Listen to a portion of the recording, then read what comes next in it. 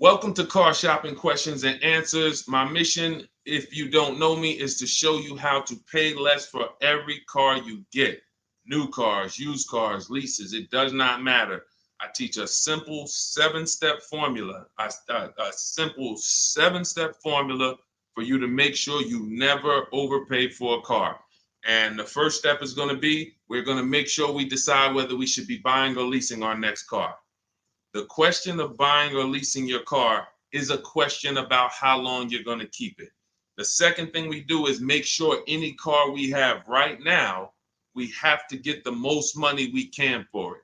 That is a big deal. You cannot focus on the car you're buying without focusing on maximizing the value of the car you have right now. If that car was worth 8, but somebody talked you into taking 6, you lost 2,000. So we call that an equity assessment. Then we do something called deal focused budgeting to make sure we know what a great deal should look like. Then we make sure the car we're looking for, we go test drive it. We make sure it's a great car, do some very simple 5-minute research on it on Google. Then we move into step 5, which is getting 5 offers on every car. And then we move into paperwork. Then we take delivery. 99% of that is done from home. And that's why everything we teach is called Cars from Home.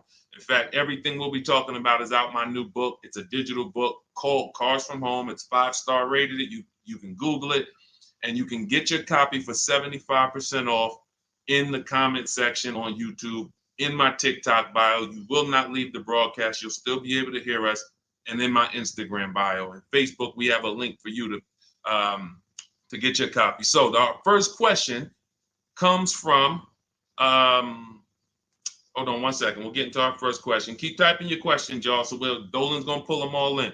I just got a message that we're having a little trouble with Facebook here. So our first question though is gonna be from Vanity on TikTok. She says she wants to lease. She wants to do it in her business name though. Okay, great question. We'll get to that in 10 seconds. Hang on one second.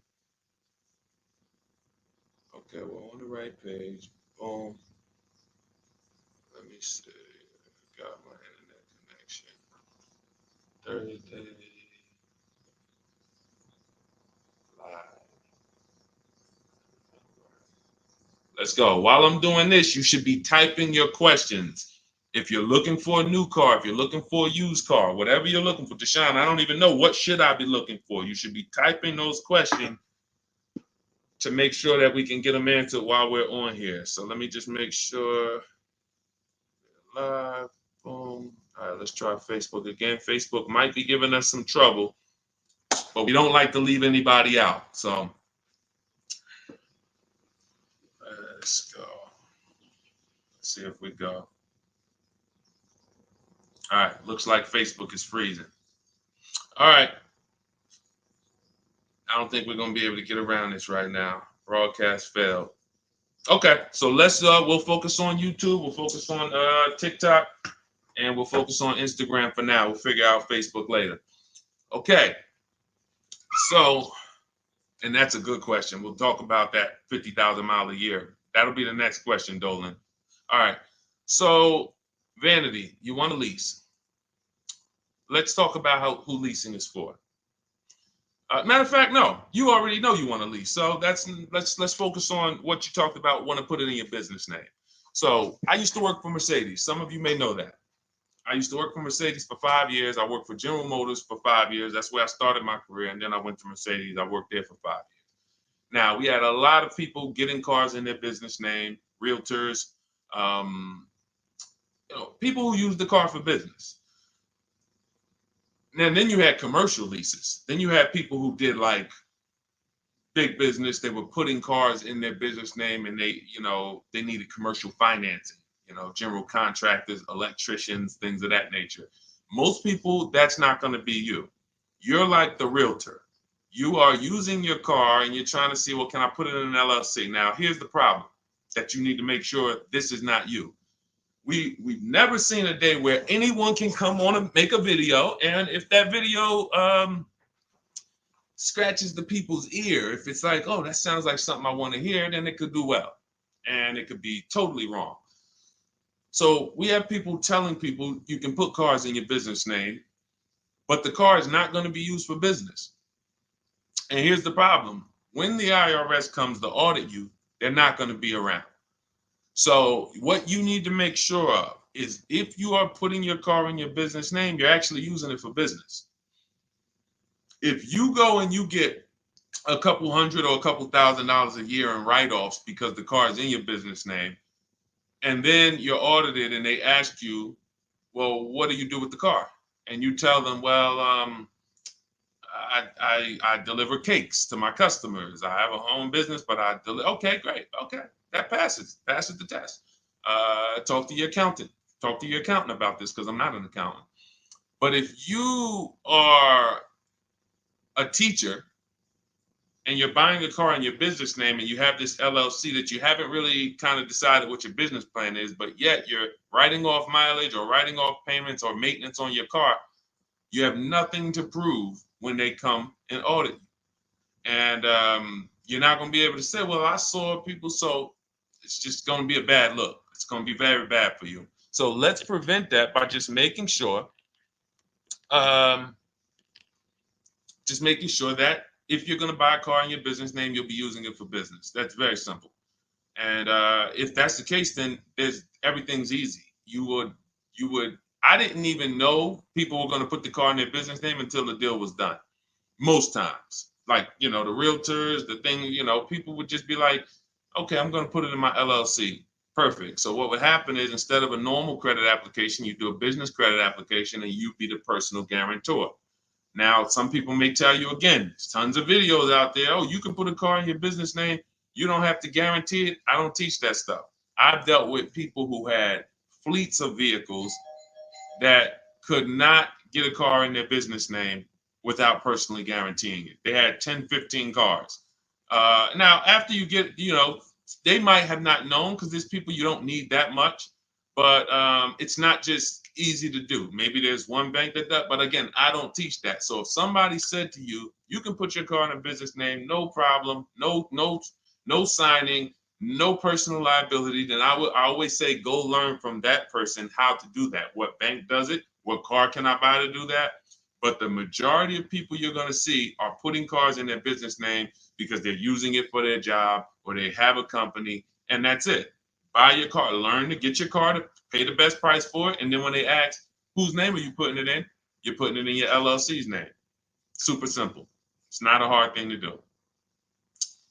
It's really based on your credit, but let me tell you something very important. I learned this the hard way. When I worked for Mercedes-Benz, I had a guy who came in, he bought an S550 from me. And he said, putting in his business name, all good. Now we get to the point where he calls me maybe a couple weeks after, and he says, hey, did the finance manager put the car on my business name? I said, yeah, absolutely. He said, it's still showing on my personal credit. I said, really? Because the whole point of putting the car in the business name is if you have two cars in the business name, the income from the business should be making sure that those $1,000 in car payments don't come off your debt to income. Don't come from your when you go and apply for new credit. If they see, wait, you got all these car payments, we're not giving you any more credit. That's the purpose, is they should not show because they're under the business. But there are certain banks, and in 2019, Mercedes-Benz Financial was one of them, who even if you put the car in your business name, they're showing it on your credit report. And again, that wasn't a happy day for me, but the finance manager didn't know either. So it wasn't even like, it was like, so I've been telling everybody since then, if your goal is to put your car in your business name so it doesn't show on your personal credit, make sure you talk to a finance manager that works in that brand and you make sure that it is not going to show, because sometimes it does. Great question. Go ahead, Dolan. I see we got a lot more questions coming in, so let's keep it moving. What's going on, Alex Rios? Good to see you, bro.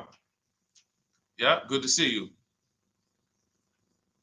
Vicky, good to see you, Anthony Lewis. This is from TikTok. What's the best way to buy a Tesla? So you can't negotiate a price on a new Tesla. It's one price. You're going to order the vehicle. You don't have to worry about overpaying for the vehicle. Here's what you do need to concern yourself with. How are you going to acquire it? Are you paying cash? If you're paying cash, then there's no negotiation. You go, you drop your check, no problem. If you're leasing it, you need to make sure that you're not overpaying for the lease. We have something we could see. All right, let's get into the meat and potatoes of paying less than everyone and making sure we don't actually overpay for anything. We have something, the 1% lease rule has been around forever. That means if I'm looking at a $40,000 car, when I shop, if I get a payment under $400 with no money out of pocket, it's a steal. In my book, I call that the steal. We have 3 different types of lease outcomes. The steal is 1% or less. The deal is between 1% and 1.5. Time to chill is over 1.5. So, because I saw these people signing terrible lease deals. If you look at your payment, divide it into the MSRP, take your down payment out of it. You got to put your down payment back into, you got to do some math to say, all right, what would it have been if I didn't put that 3,000 down, that 5,000 down, and you just do like a sign and drive? If you divide that payment into the MSRP and it's over 1.5%, there's no value there for 12,000 miles per year. We adjusted. We got 15,000. Jen just got it. She just got her 18,000 mile a year lease because we do high mileage leases. That as long as we still have a great deal, there's nothing wrong with, oh, I shopped my best offer. It was 1.1 or it was 1.2 or it was 1, and then I adjusted the mileage, and now it's higher, but still it's a deal because you have to have a deal before you adjust your mileage. But if you do that and your payment's over 1.5%, there's no value in leasing that vehicle. You're paying too much money for a vehicle you're giving back. Say, what's up, Parth Patel? Good to see you. Same thing with 4-year leases. Add up all the payments. You'll see. I had to create these boundaries because people didn't know they're overpaying. People didn't know why. It's too much money for a vehicle you're not going to own. Leasing is a value play. It's okay, if I'm going to spend $400 a month, what's the most vehicle I can drive for $400 a month? Well, some people for $400 a month, they're driving a $30,000 vehicle. Some people for $400 a month, they're driving a $40,000 vehicle. Some people for $400, they're driving a $50,000 vehicle. There are people who, the better lease value you get, the more value you have. It's just, leasing is a value play. So when you add up all these payments, that's what you need. So that's what you need to concern yourself with if you're going to lease the Tesla. And if you're going to finance it, then you need to make sure that you are doing what we call the bank bidding war. I teach this in my book. If you want a copy of my book, you won't pay the $97 price. We have a book launch offer. It's 75% off. You can get your copy in the comment section on TikTok, on YouTube, or in my TikTok bios, or in my Instagram bio. It'll be in your inbox in literally 2 seconds. In fact, as soon as you pay, on that thank you page, you get 2 very important things. One is the link to open the book. I also email you a copy. And then I tell you, screenshot that page so that you can have the support email. I also have the support email for my team on the screen here on YouTube. This is only for book deliveries. Do not write us with questions. We have, this is how we help people. We have our boundaries of how we help people. I don't take questions from email. That is to make sure you get your book, just in case you type your email wrong. But in there, I teach something called the bank bidding war. So the bank bidding war is when we make banks and lenders compete for our loan. Rates are high right now. Even when rates are low, though, you should be making, you know how many banks and credit unions want to compete for your loan, but you're not giving them a chance? What's up, Jakara? You're not giving them a chance? There's tons of banks around us, online banks, credit unions, and you're just only going to Navy Federal, or you're just only going to the dealership. If you save 1 point on it, if you buy that Tesla and you save 1 point on your interest rate, that could be over $1,000. If you overpay, depending on your loan, if you're going like $50,000, 2 points could be $3,000, $4,000. So we take, in order for you to get a great deal, remember this, and then we'll pull up the next question. In order for you to get a great deal, I'm gonna make this very simple for you.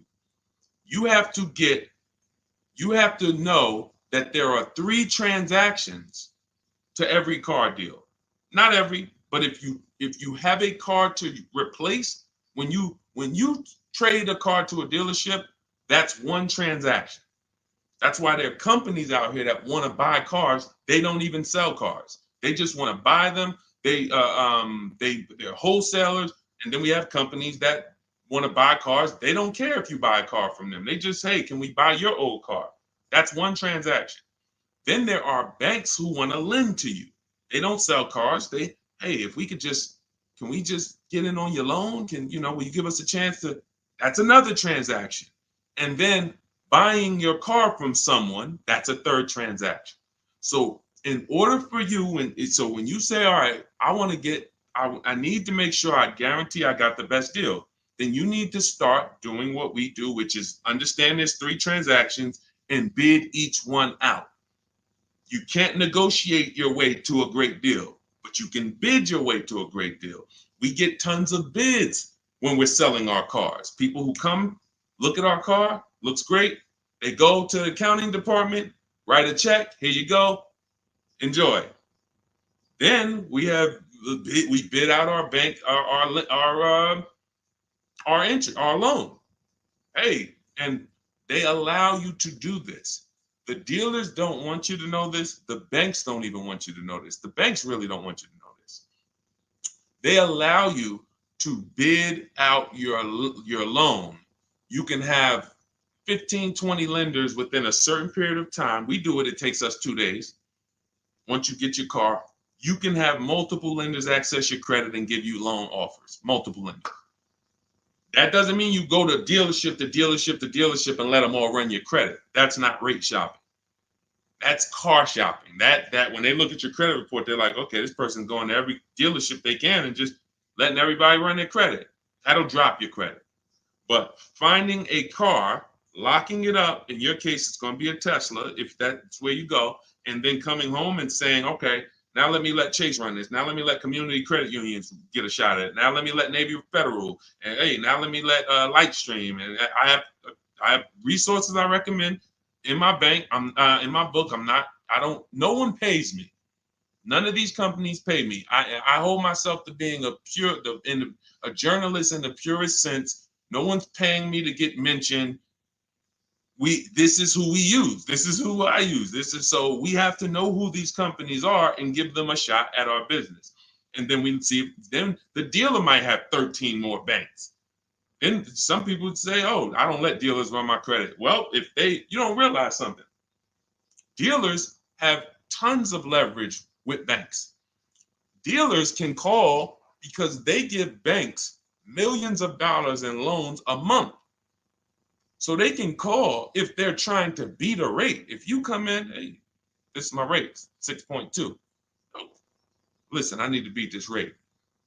The problem is when you go and let them be your first offer. So when you get your Tesla, if that's what you decide to do, you need to make sure if you have an old car, you're bidding that out. CarMax, Driveway, Carvana, Kelly's Blue Book Instant Cash Offer, AutoNation, and Car Gurus, 6 offers in 20 minutes. Competing offers. CarMax, I'm going to say that again. Listen, everybody who's been on the stream, again, if this is your first time here, type the number 1. But even if you go credit union, see, understand, somebody said go credit union. If you're not making people compete, you can't. If you came out your credit union and you said, all right, I just got a loan here. If I said, hey, bet me $1,000 you couldn't get a better rate, would you take the bet? Probably not. Because you only let one person have a shot at your business. You don't know if this other credit union could have beat that. You don't know if Chase Manhattan could have beat that. You don't know if you did. There's 20 people that want to do business. So just to go in and say, all right, well, that's the credit union, I'm going to go with them. If they win the bid, then they got the business. But welcome to the first time people. What we do here is we bid. And you're going to learn that that's the easiest thing in the world. That's why car shopping from us. Look at people like Tote, BMW, $54,000 BMW, $690 a month, 1.26. She did it from home. Did it from home. Ended up saving $8,500 off, including the rebate. $8,500. Look, Benita, during the pandemic, I would love to honestly get someone on here who leased a Kia Telluride during the pandemic. I would love to see if your paperwork, if you did a no money down deal, I guarantee you're paying $800 a month, 700, 800, potentially 900 a month. Bonita got hers for 600 a month. Look, I always keep hers because some of you say, Deshone, when is the market going to get better? We've been making below market deals when there was blood in the street. That's it. As long as you know how to make people bid, you're going to get below market deals no matter what the market does. That's what, type a light bulb or type dollar signs if that clicks. The market wants you at the mercy of it. The market wants you thinking, well, all right, I think I'm gonna go in, Labor Day. All right, I know the holidays are coming up. That's marketing. They want showrooms full of people coming in thinking there's better deals this day, but there's not better deals. There's more competition for you. You have less room to negotiate when it's full, because the car sales people, when you start asking for too much money off, they're going to just escort you out because there's going to be a line of people behind you. Listen, Mr. Jones, hey, I'd love to do business with you, but we got people walking out the showroom. It's it's a busy day. We don't have enough salespeople. This is the best offer. It's less leverage when you go in there on a weekend. It's less leverage when you go in and the place is full. It's all perception. They're ringing bells. You're like, okay, everybody's buying a car. I don't want to leave here without a car. That all works against you. That's why it's not about the market. It's about you understanding that I can get great deals today when I learn to make people bid while I sit at home. And that's what I want you to get in my book, Cars from Home. It's a digital book. The reason it's a digital book is because I updated Vroom went out of business earlier this year. Had to update the book. Had I mailed you a copy of that would be irrelevant. But as soon as something happens, we go into the master file, update it. You got the new book. Vroom's gone, and you never even knew Vroom was there if you just got it. That's the whole point. Now you can get your copy. You can pull up the next question, Dolan. YouTube, I have a link for you. It's only good for 30 minutes, though. I'm not putting the welcome offer out there indefinitely because I'm incentivizing you to take action. The book is normally $97, worth every dime and more. That book is going to be one of the most valuable books to your bank account you ever bought. But as part of our welcome offer, you can get it for $97. You can get it for 75% off in my TikTok bio, in my Instagram bio. Go there now, get your copy, come back to the stream. Make sure you save the thank you page because that's where your book is. I'll email you a copy as well. And that's where the support email is, just in case you look in 10 minutes and that book's not there. It's usually because there's a typo in your email, but you'll have the support email so my team can get it for you. Okay, go ahead, Dolan. Shoot the next question up, brother. Okay. And could everybody who's enjoying the broadcast share this with one person? I appreciate you. Gail from YouTube, how are you? Should age be a factor if you lease or finance? That's a great question. Oh, she's 70 years young. No, it's only a matter of how many years you're keeping the car. I'll give you an example. Felicia came in she started working with us, pandemic. I might have a picture of her BMW she got. She never thought she could afford a BMW because who knows how every $5,000 on a car loan is about how much per month. And this is why you'll understand leasing, if you're not keeping your cars 8 years, is going to allow you to drive cars that you didn't think you could drive before.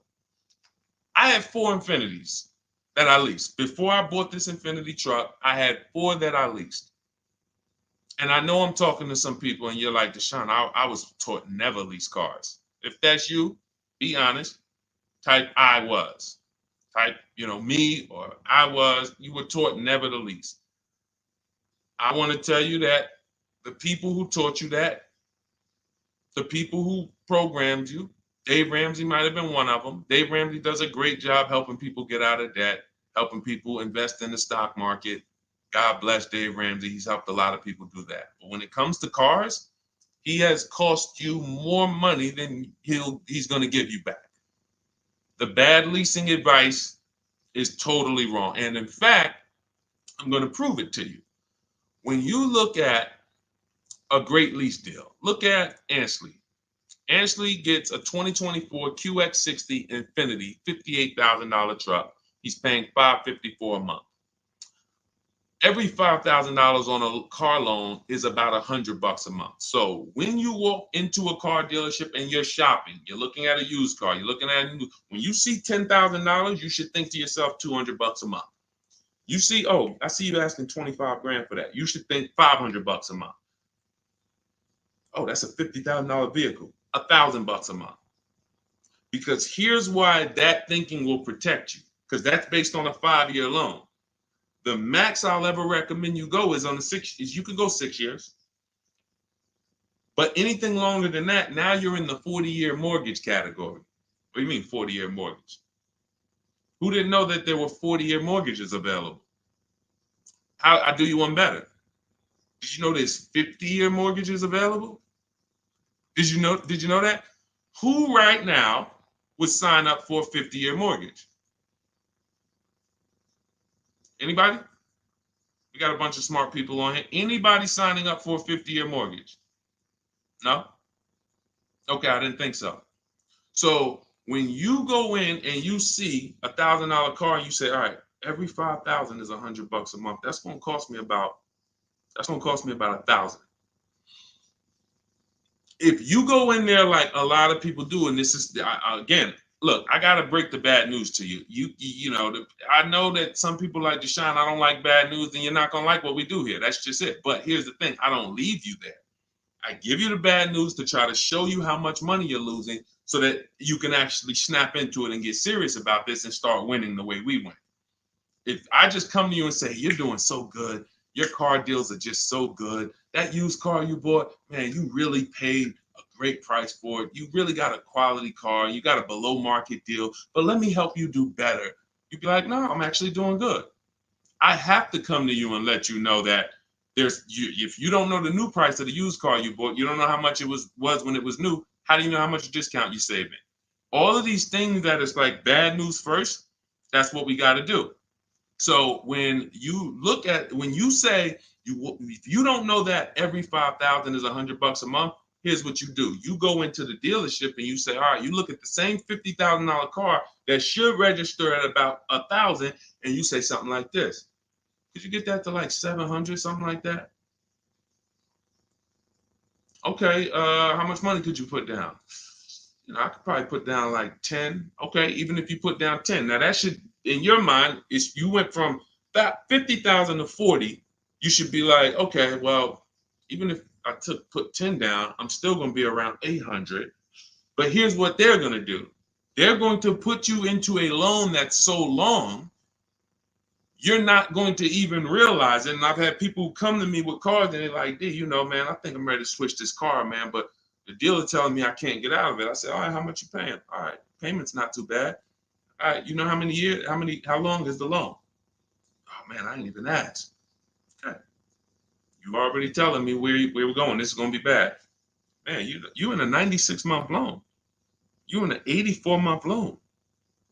That's what not having these things in mind becomes. So going back to Ashley here, if he walked in to get that same 2024 Infinity that he just leased for $554 a month with, look, first month's down, first month payment, he gave him $554, drove off in an almost $60,000 car. That would be $1,200 a month almost. $1,200 a month. I told you, 4 leases I had. If just Infinities. I had a G62 and then I had a Jeep Grand Cherokee as well. But 4 Infinity leases, these were $40,000 cars I was driving for under $400 a month. Cars that would normally cost, cars that people are out here paying $700, $800, $900 a month for. Because they believe the never lease a car lie. They believe, oh, leasing is renting. Okay, well, I'll be renting for 3 years and then I'm gonna go and switch it up, do something else, keep all this money in my household. You go ahead and do that. Oh man, the car broke down. Man, yeah, man, it's 5 years old. Now, oh, you don't have a warranty? Nah, the warranty just expired. All right, man, listen. You go ahead and do that. That's why I say to people who you believe they owe you money. Just learning about deal structure, you'll be like, that's why I tell you, you can't get a great deal if you should have leased what you bought. So, Gail, to answer your question, no, has nothing to do with age, has everything to do with you asking the first question in my book, the most important question, which is, how many years am I going to keep this next car? That's the question you ask yourself. If y'all are enjoying what you're seeing on TikTok, could y'all keep tapping the screen, run those likes up? Can we get those likes over 1,000, 2,000? Let's just run the likes up if you're enjoying what you're hearing. That's the issue. You always ask yourself, this is the question you ask yourself, all of you who are car shopping right now, how many years am I keeping the next vehicle? And if it's 8 or more, then you're going to shop for a below market purchase, new or used, depending on your budget. If it's less than 8, if you're like, I'm honest, man, I don't think I'm going to keep this thing 8 years. You should be shopping for a below market lease, and it's not even close. It's not even close. All right? Doesn't have anything to do with your age, Gail. Go ahead, Dolan, shoot the next one up. All right. Great questions today. Keep typing your questions, y'all. We'll get to as many as we can before the stream ends. All right. This one's from YouTube. I drive up to 50,000 miles a year for gig work. I would like to lease. Here's the problem. High mileage leases are a thing. So we get a chance to dispel a myth right now, which is, oh, that leasing, they limit you on mileage. You choose your mileage. Most vehicles will write you a lease contract up to 30,000 miles per year. And I learned this when I was a manager at Hyundai for 6 weeks. It was a rough dealership. It was on the highway. People were fighting in the back, drugs in the back. It was rough. So 6 weeks I was there, and then I was like, all right, this ain't for me. But in that time, I learned something that I had never learned before, being with GM and with Mercedes. Person comes in, they drop off their lease, and they're like, I go in, we got to get the mileage off the car. And I see it's like 72,000 miles on the car. And I said, wait a minute, hold on. You lease this? He said, yeah, I always lease, because every time I used to buy my cars, I come back 3 years, 4 years, I always had tons of negative equity. I had to write a big check or roll that over, which I know because this is what I was doing with my clients. Every single car, hey, you got like $8,000 negative equity. You got to roll that over. But once I saw how he was doing it, I said, wait, hold on. I looked at his contract. He was only paying like $175 more a month than the normal lease rate. Literally $175 more per month. He gets 25,000 miles a year. And I'm like, this is great. Because $175 per month more times 3 years is much less than if he brought that car back and had to write a $12,000 had $12,000 in negative equity, which a lot of you high mileage drivers continue to have. You have the worst negative equity more than anyone. Normal drivers who buy, but they should be leasing, they're going to have $5,000-10,000 in negative equity. High mileage drivers, you guys could have 10 to 15, 18,000 because you're depreciating the value of your cars. Your car's value is like this, but your loan is just moving very slow. So that's when I started telling people about high mileage leases. Now, I haven't, in your particular case, what I would probably recommend, I have 2 high mileage strategies in my book for short-term people. One is a high mileage lease. One is something I call two cars, one payment. 2 cars, one payment is I'm going to buy my first car, or you may own a car now, and you're going to pay that car off. So let's say I'm you and I'm putting 50,000 miles on the car. You should be, quite honestly, paying these cars off sooner than later. You shouldn't be taking 5- and 6-year loans like everyone else, because I would assume with you putting 50,000 miles a year on a vehicle, that vehicle is making you money. So what you're doing when you take a long loan is you're just pushing your losses to the back.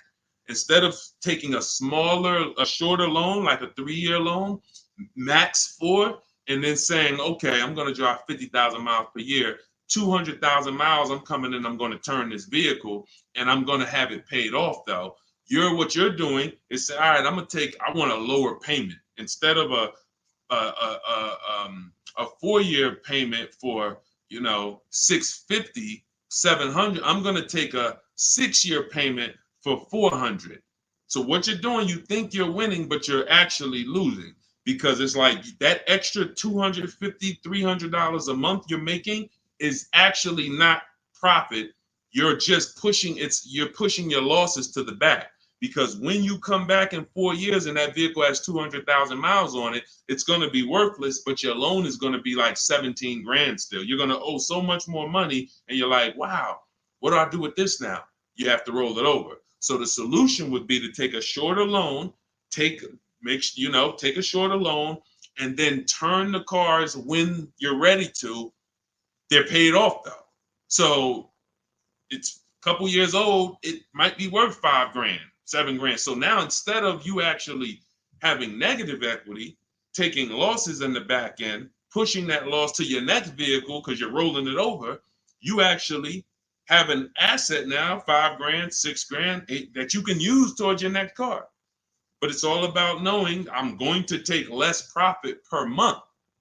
I'm not going to take the most profit per month and think that I'm going to be able to do this. So now, if you say, if the 2 cars, 1 payment strategy is, you would actually pay off 1 car and then you lease a nice car.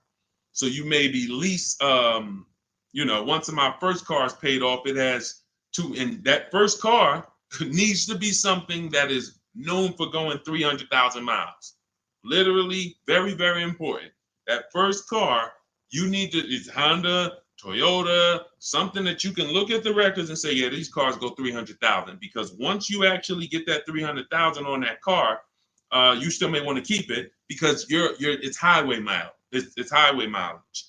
So I'm gonna have my car that I put my mileage on. I'll put maybe 25,000 on that Honda a year, or even 30,000, and then I'll have my lease that I lease for like 15,000 miles a year, or 20,000 miles a year. And then I got my nice car. I switch every 3 years, and I got my lease car. I got my mileage car to balance it out. That's 2 cars. You're always gonna have 1 payment. So that's really 2 strategies for you to consider: buying a car, taking out a short loan, switching the car every 4 years or so, and not leasing. Just literally run the miles up, make your money on it, come back, do it again.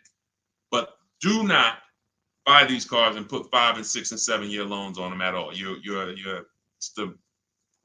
That's what most people are doing, by the way. All right. Go ahead, Dolan. Great question. Great question. I love this stuff, man. I love this stuff. Kino, I see you. Armando Lara, if you're enjoying the stream, type $signs. If you're enjoying the stream, type $signs. $signs. I already know this stuff. I already know this stuff. I need you to know it. I need you paying, I need you confident in your deal. All right.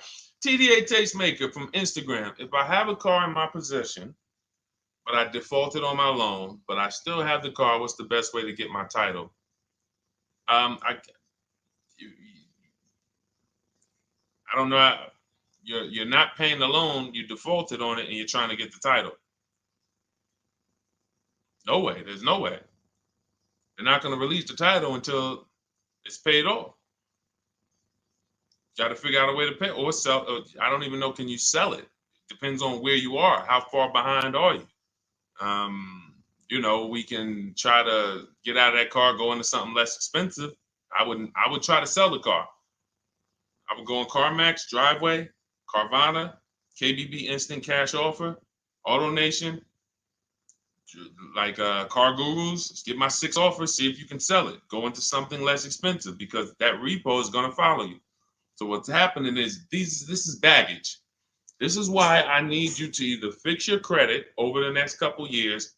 You can follow Shonda Martin. Y'all know I recommend her all the time. She's just like me, but she does credit. She'll get on, tons of hours of information. She helped me, just little tips she helped me. I went like another 50 points on my credit score, just stuff I didn't understand because I don't study credit. You know what I mean? I'm not an expert in credit. Even though credit involved, think about that. Credit is a big part of what I teach. But I don't go into credit because that's its own subject. So Dave Ramsey would be like, hey, well, a lot of my people are buying cars. I guess I'll talk about that too. No, let the experts talk about that. You go find the experts and bring them to your people.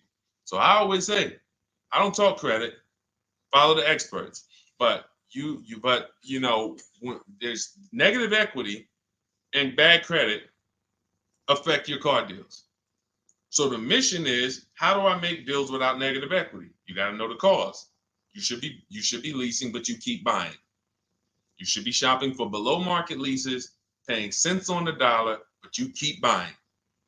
Second cause, the second thing affects your deal is bad credit.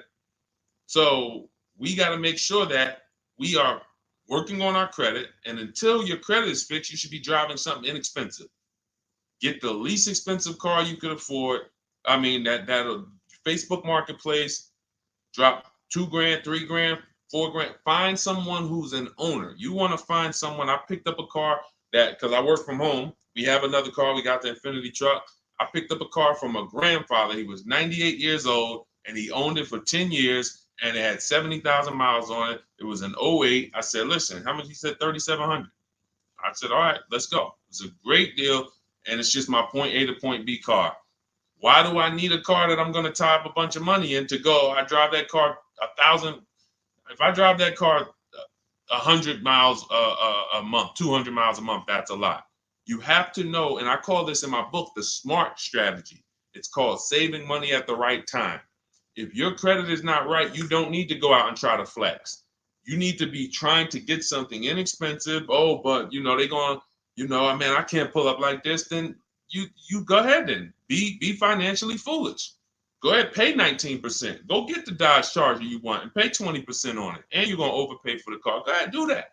But don't say I told you to do that.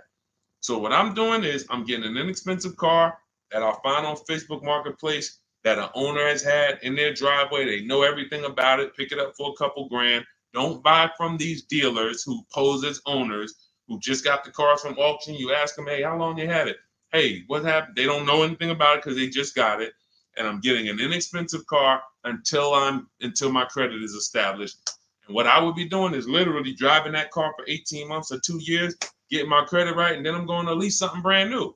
And be like, Dad, so you just went from that car to pulling up with something brand new? How you do that? I had a plan. That's how we do.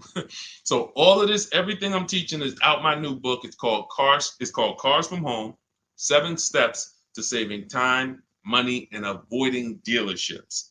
It's normally $97. You can Google it. It's 5-star rated. I think we have, how many ratings do we have now? I think we have, thank you to everyone who's reviewed the book, who's rated it. I appreciate it. 58 ratings. Appreciate it.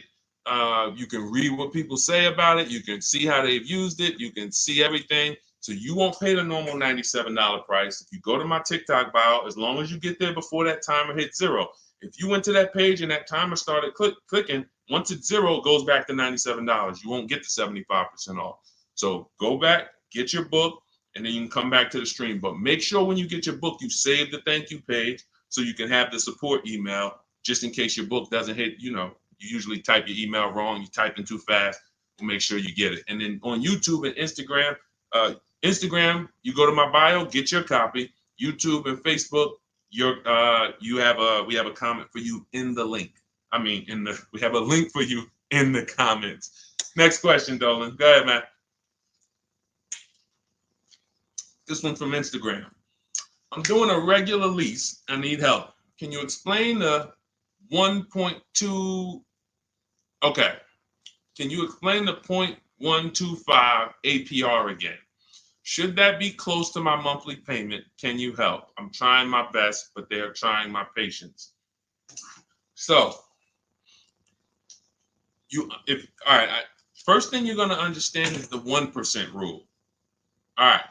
When we go out to lease a car, in our deal focused budgeting step, this is something in our step 3 in my book. It's 7 steps. It's called deal focused budgeting. That means we are budgeting for what a deal should be, not for what we could spend. So if we're looking at a car that's $40,000 and we're like, okay, I'm going to shop for that car. When we're basing everything on the 1% rule, which is 1%, a 1% payment is 0.01, 0.01, $400. So you take the MSRP, $40,000 times 0.01, $400. That's the 1% lease deal. Anything lower than that, now you don't get these deals by negotiating. We get multiple offers. Some people are like, Deshone, I can't get no deals like that. Well, we got tons of them. If y'all want me to show them to y'all, we got tons of them. But anyway, that's a steal. That's not a deal. I call that a steal. Anything less than this, you stole a vehicle. Now, the 1.5% rule, which is 40,000 times 0.015, that's the max. That's the max. We're not going higher than that because once you add that up for 3 years, 36 months, 21,600, that's right around the cap of where we're gonna, because you got 40,000 plus taxes and everything like that. So call it around 43, 45. You want to pay no more than like 21.6 over 3 years. That's the cap.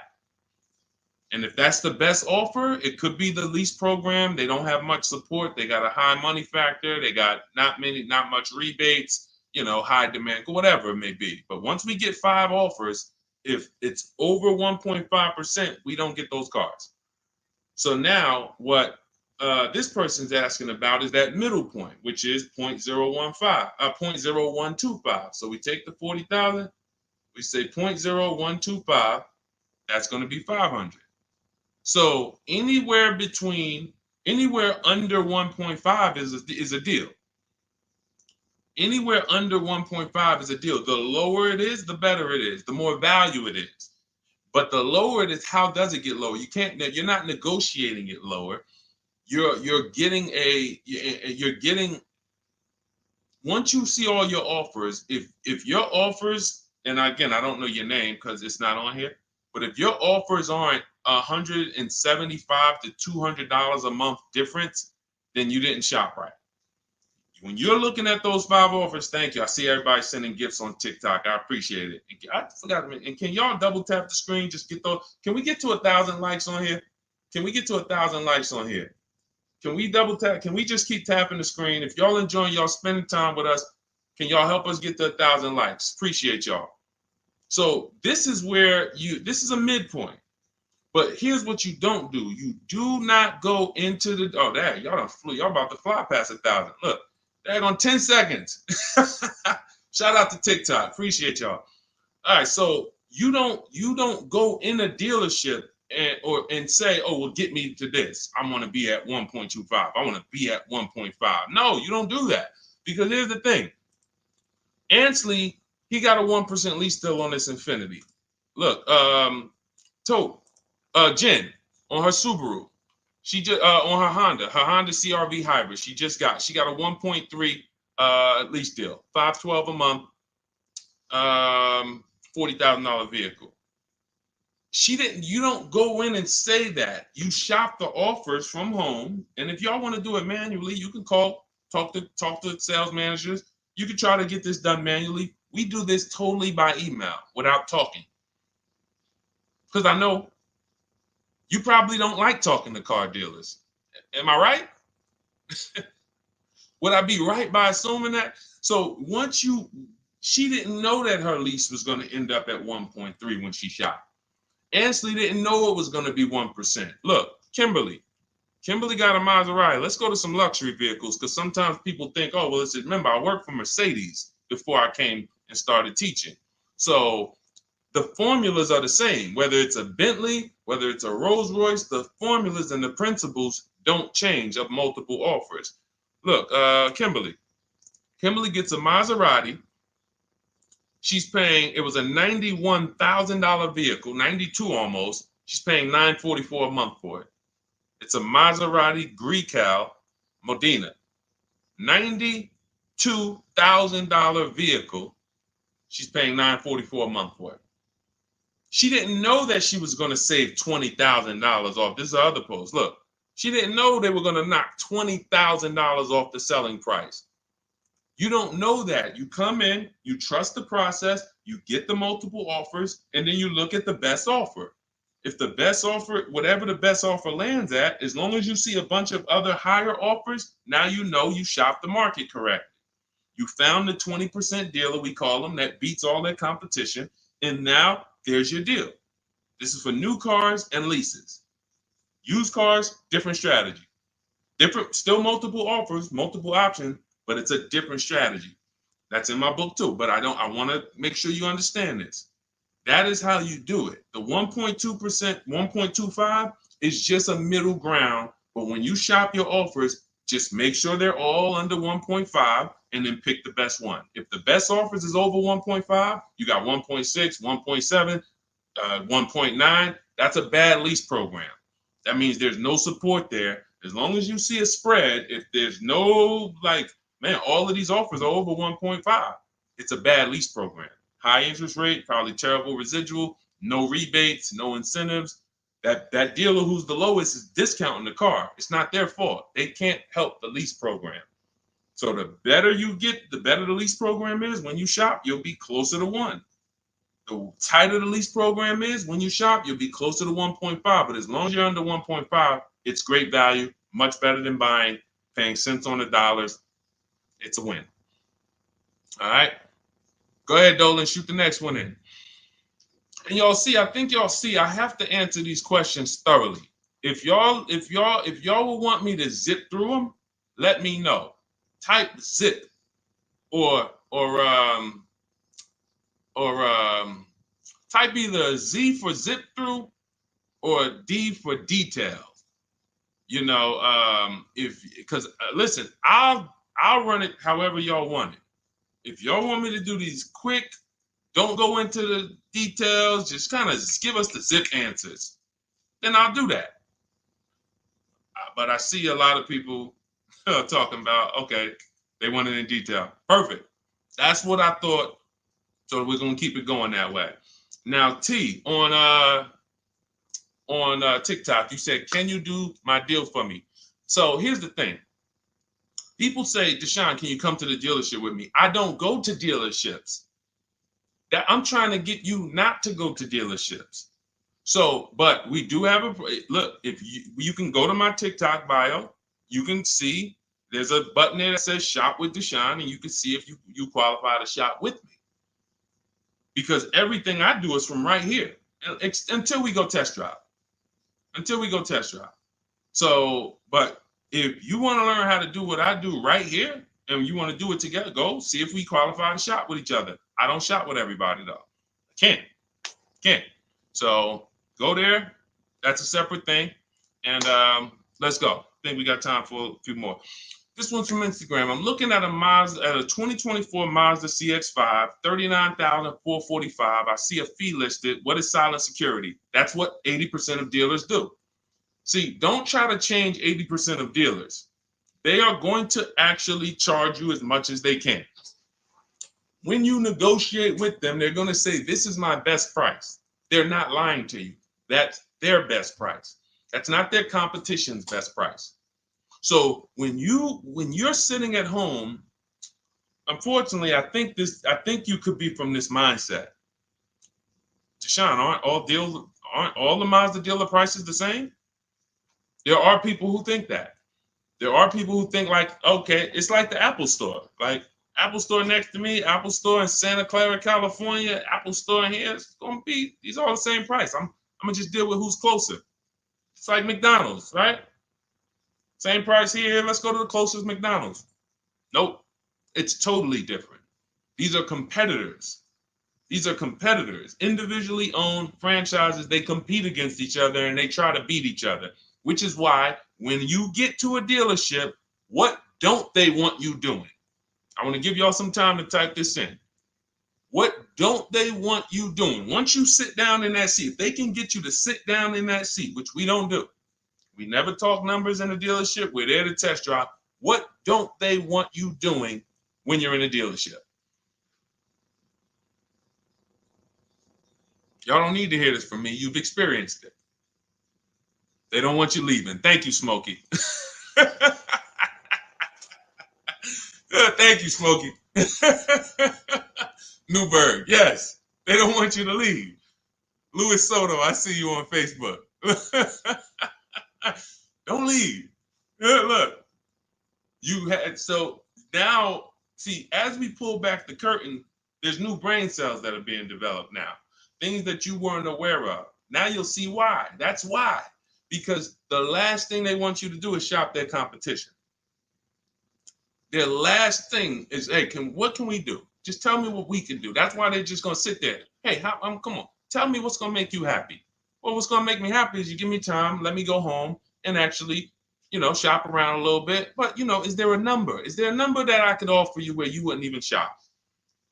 These are all trained questions to keep you there. I call them the showroom shackles. It's like as soon as you sit down, like a little, boom, little handcuff comes out. You can't go too far. So this is what you want to avoid like the plague. We do not talk numbers in dealerships. We don't talk to salespeople unless we're there for a test drive.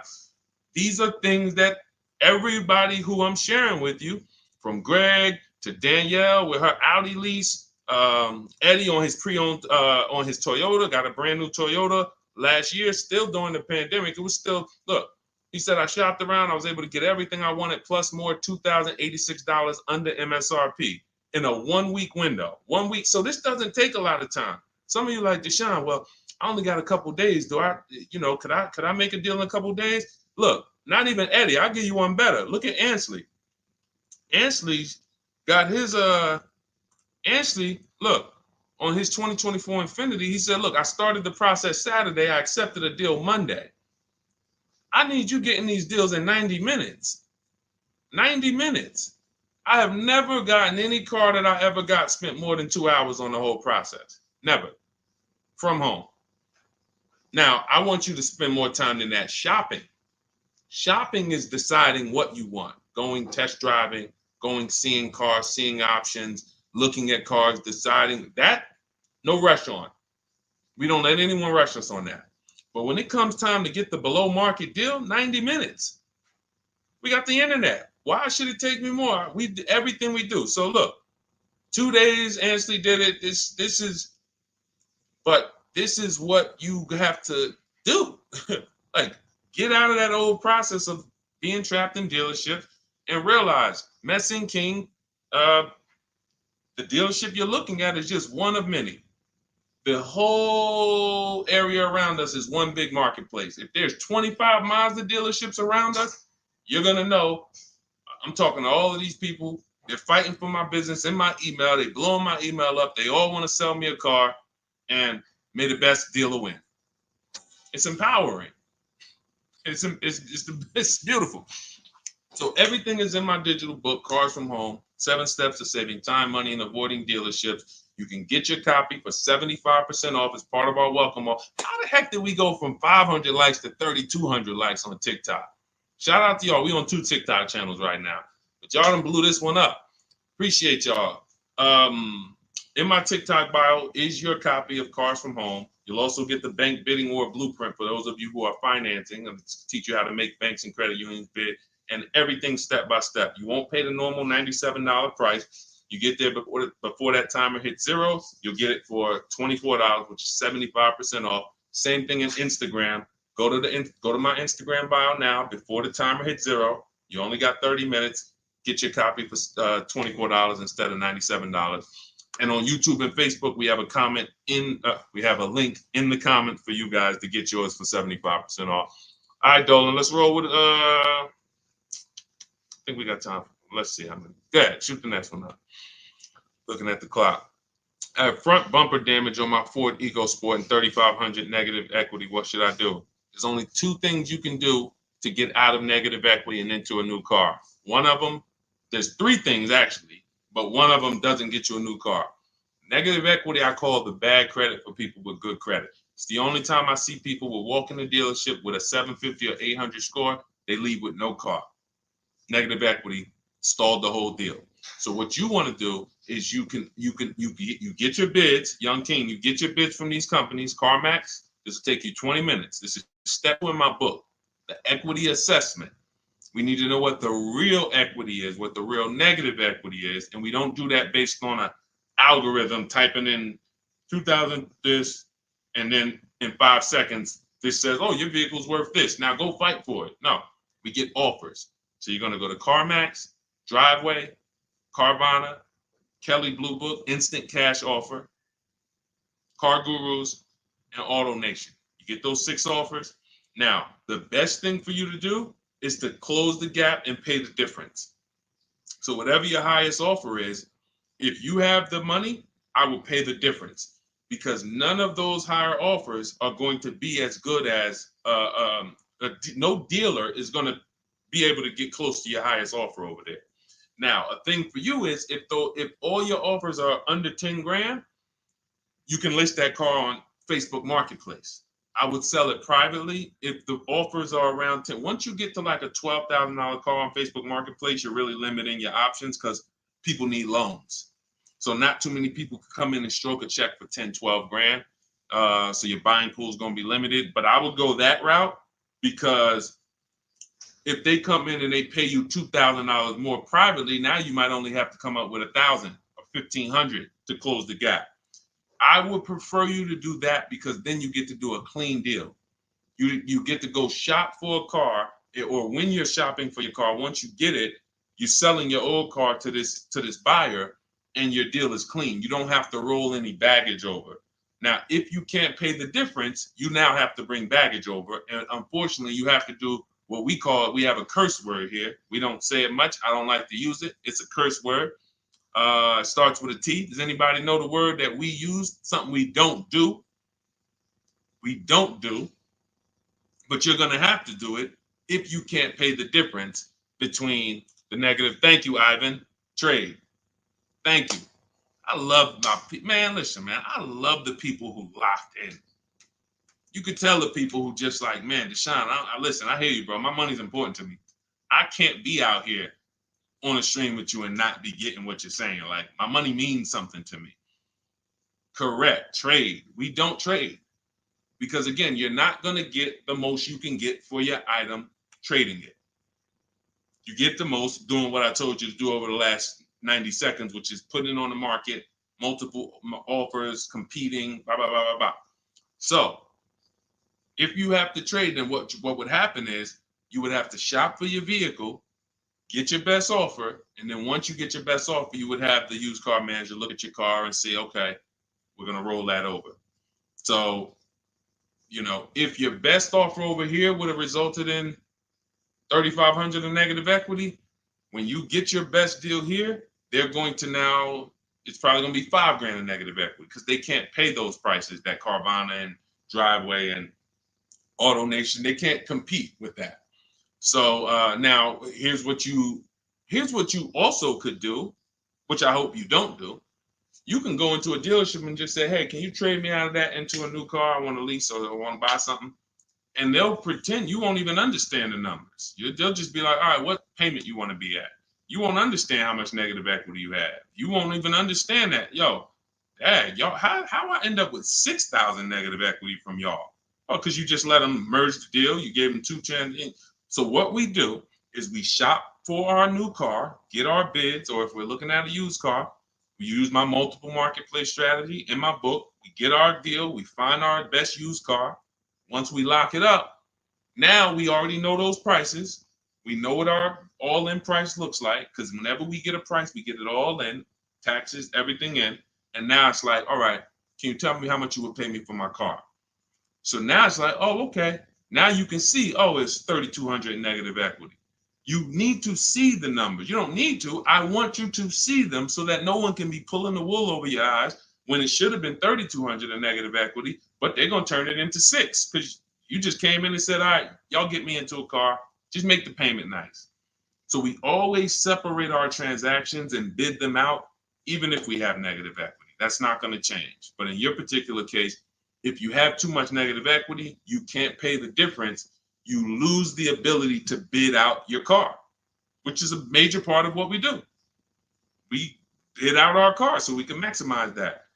If you can't pay the difference, you now have to trade, and one step of the bidding process you can't do, which is why I say stay out of negative equity. You should be going into a lease. It's no way. Only people who should be going from negative equity to another finance is if you had an emergency. which means like, okay, Deshone, I had a small car and my wife just had twins. Like, I had a two-seater, I had a coupe. She's having twins. Now we need a bigger car. I was going to keep it 8 years. I was going to keep the car 8 years, pay it off, keep it. But now this doesn't work for me anymore.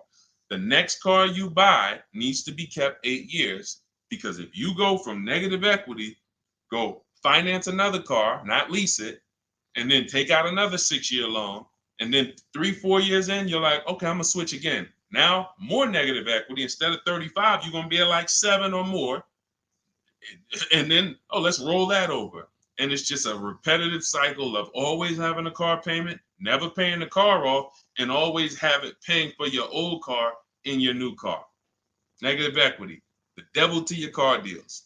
The bad credit for people with good credit. Stay out of it. Learn the lease. All right, y'all. Listen, we just hit the hour mark. Great job. Thanks for everybody who tapped in. I hope you got a lot of value out of this. Again, some of you who are like, Deshone, I need the blueprint.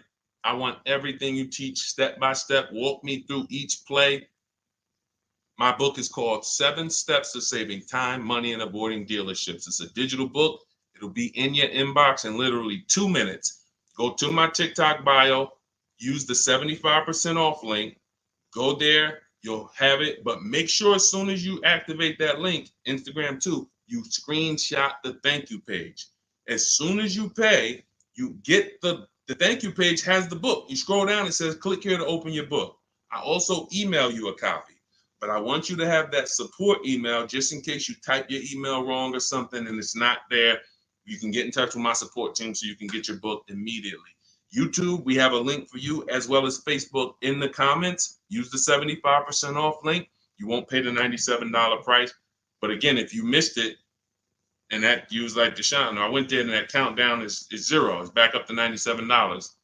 It was a 30-minute offer, and I've been saying that for the last hour I've been on here. So it's still worth it at $97. There's no one who's going to get that book, use it, and be like, Deshone, that wasn't worth $97.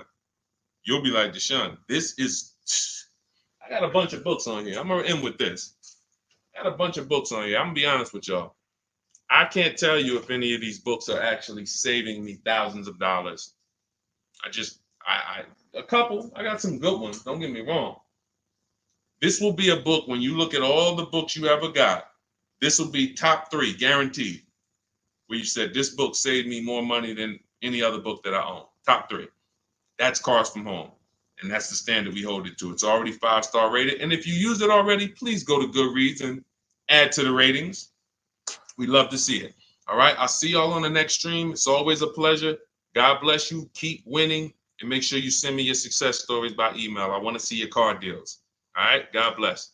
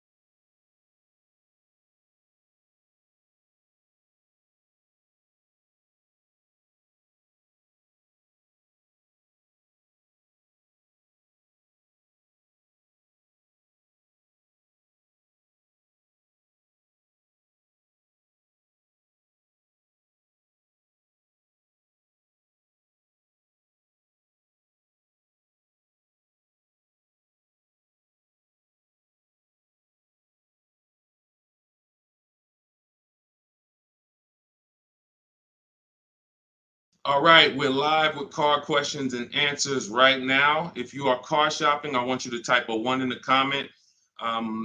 Right now, everyone's overpaying for cars. It is absolutely, it's crazy what I'm seeing right now. And as someone who spent 14 years in the car business, I cannot believe that people used to take car buying, people used to get okay deals. Back then, people weren't getting, hammered the way they're getting hammered now. But I see these deals. I get DMs all the time. People are sending me the prices they're paying, and I can't believe it, and I want to stop it. So what we'll be doing right now is making sure Anyone who's shopping for a car, I want you to start asking your question. We got our first question coming from TikTok. As you come in, share the broadcast with some, if you enjoy it, if you're enjoying what you're hearing as we talk over the next hour, tag someone in, because most likely one of the people that I'm talking about who's out here overpaying for cars is someone you know. So no, I guarantee you no one will ever be mad at you sharing my page with them. I don't tell jokes. I don't waste time. All we talk about is thousands of dollars and how to make sure you keep it in your pocket. This whole live will be sponsored by my new digital book. It's called Cars from Home, 7 Steps to Saving Time, Money, and Avoiding Dealerships. Everyone who types a 1 in the comment on Instagram and Facebook, I'm going to send you a link to get your copy at 75% off. Everyone on TikTok, you want your copy 75% off. It's an instant download. You go to my TikTok bio, you won't leave the broadcast. And everyone on YouTube, we have a comment pin for you so you can get your copy for 75% off. That's the blueprint. That's the guide. That's the step-by-step for leasing, purchasing, new cars, used cars, high mileage strategies, bad credit strategies, all step-by-step so that you can have the blueprint to make sure you're not one of these people out here that's overpaying. Okay, so first question came from Coral on TikTok. Will better incentives be coming out by December? You never know what incentives there are. People will lie to you about incentives. And in fact, when you walk into a dealership, if you ask them, do you have any incentives this month? What do you think they're going to say? Even if they don't have any, they're going to say yes. Because they're never going to say, no, we don't have any, come back next month. You'll never hear that. So how do we know what the real incentives are? And just so I can be clear, because I want to talk in a way for the most, even if we got high schoolers on here coming out of high school and want their first car, I want to talk in a way you can understand this. In fact, you might get this more than some of the adults who've been programmed a little harder because, you know, they've been doing the same thing for years. Incentives or rebates and low interest rates and anything the manufacturer puts on a car to help it sell more. So it could be a military rebate. It could be a conquest rebate. Conquest rebate is a rebate for a competitor's car you own. So if you're buying a Lincoln and you have a Jaguar, they might have a conquest rebate, a loyalty rebate, dealer cash, which is not a rebate. It's just literally cash that the dealers get to make deals with. It might be $1,000, $3,000 dealer cash. Federal rebates, we're seeing a lot of that with electric vehicles. There's no obligation for them to tell you about any of this stuff. If you go in there and you get a car and you didn't know any of this stuff existed, it's buyer beware. You lost. You don't get to sue anybody and say, wait, guys, I found out you guys had $7,000 in rebates you didn't tell me about. That's why it's our job to make sure we are getting the actual rebates. And how do we get it? We must shop multiple offers. Any car, and right now I'm talking to people. This is a new car and used. Some of the questions that we're going to get are going to be for new cars, leases. Some of them are going to be for used cars. This is a new car question. This is a lease question. Anytime you hear somebody really focusing on incentives, the only incentives you really get for used cars is if you're buying a certified used car, you might see a low interest rate. That's really one of the only incentives. A certified Honda might have a 1.9 interest rate. You're not going to see that. You're not going to see any rebates off a used car. But when it comes to new cars, oh my God, like I said, you could be $5,000, $10,000, $15,000 in rebates. In fact, Sean right here, check this out. Sean, who picked up his F-150 Lightning, I'm showing it on YouTube. So I know you guys on the other platforms can't see it, but on YouTube, Sean got an F-150 Lightning and the rebates totaled $15,500. When I worked for Mercedes, I sold a Maybach. It's actually called Maybach, but you know, most of you guys probably know it as Maybach. It had a $20,000 rebate on it. So if you come in there, somebody asked yesterday, we were live streaming, right? And the guy's like, how do I get them the invoice price? Invoice price, that's 2004 internet stuff. Without knowing that you're getting the biggest discount and all the rebates, you got nothing. And that's what you need to know. How do you do it? You got to realize 4 out of 5 dealers are going to lie to you.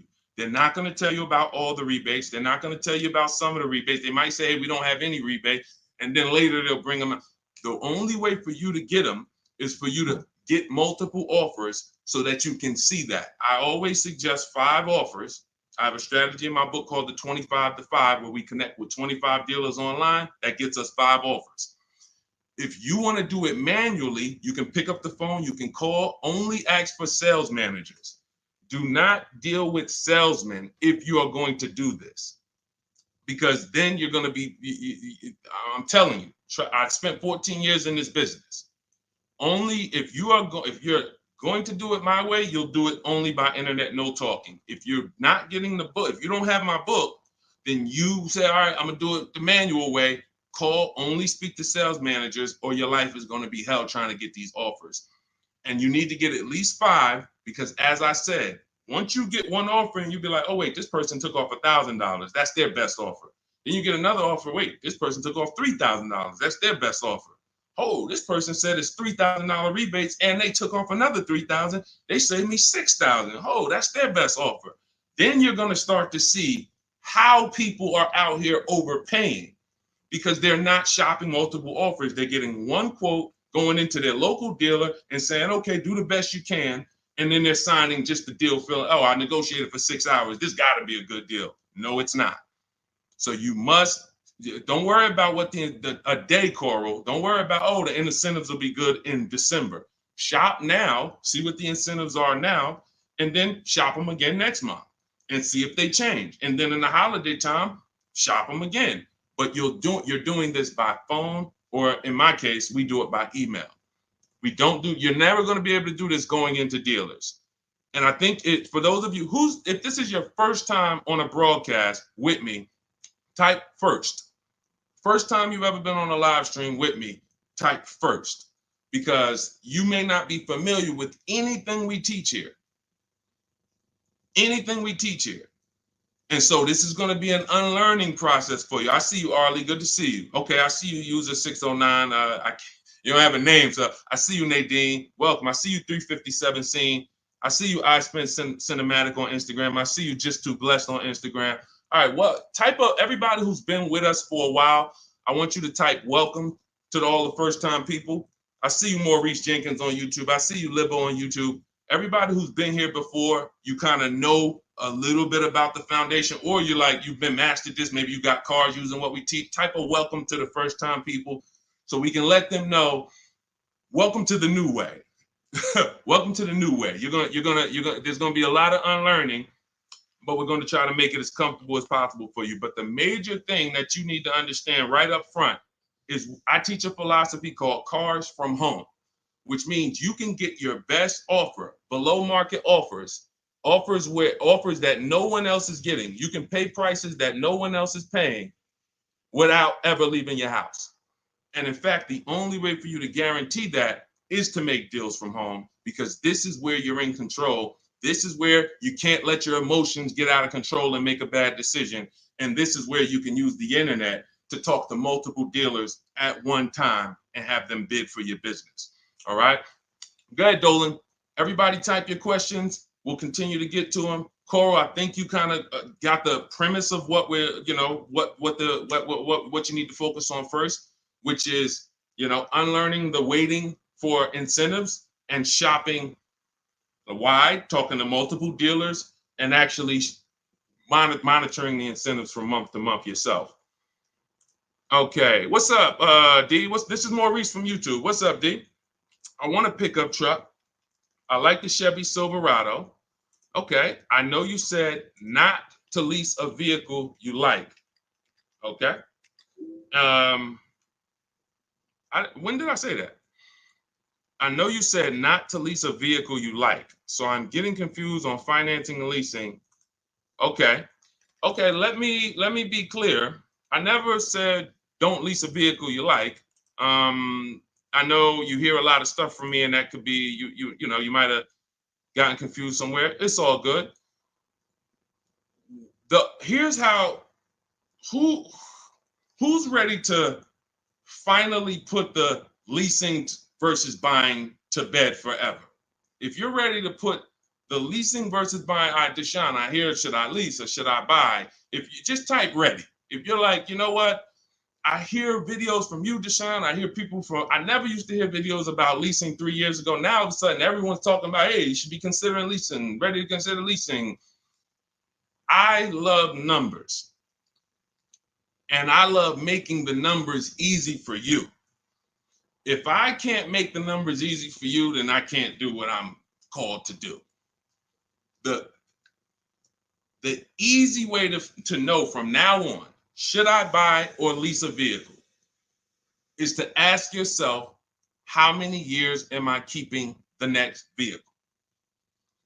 When you're considering a lease, you're considering how you're going to beat depreciation. I see y'all tapping the screen. Every time you hear something on TikTok you like, just double tap the screen and y'all keep running those likes up. I appreciate it. TikTok brings more people over here. And, you know, I appreciate you guys. You guys help this message spread. You need to ask yourself, this is the first question. In my book, some of you have it, my digital book, Cars from Home. The first question before anything, before what car I want, is how many years am I keeping the next car? Because when you are getting a depreciating asset, you have to look at it like this. Every time you buy a car, I want y'all to think about this. What is this, Deshone? This is depreciation. If you buy a car today for $40,000, how much is that car worth in how much is that car worth in 5 years? Throw some numbers out there. You buy a car today for $40,000 in 5 years, average miles, how much is that car worth?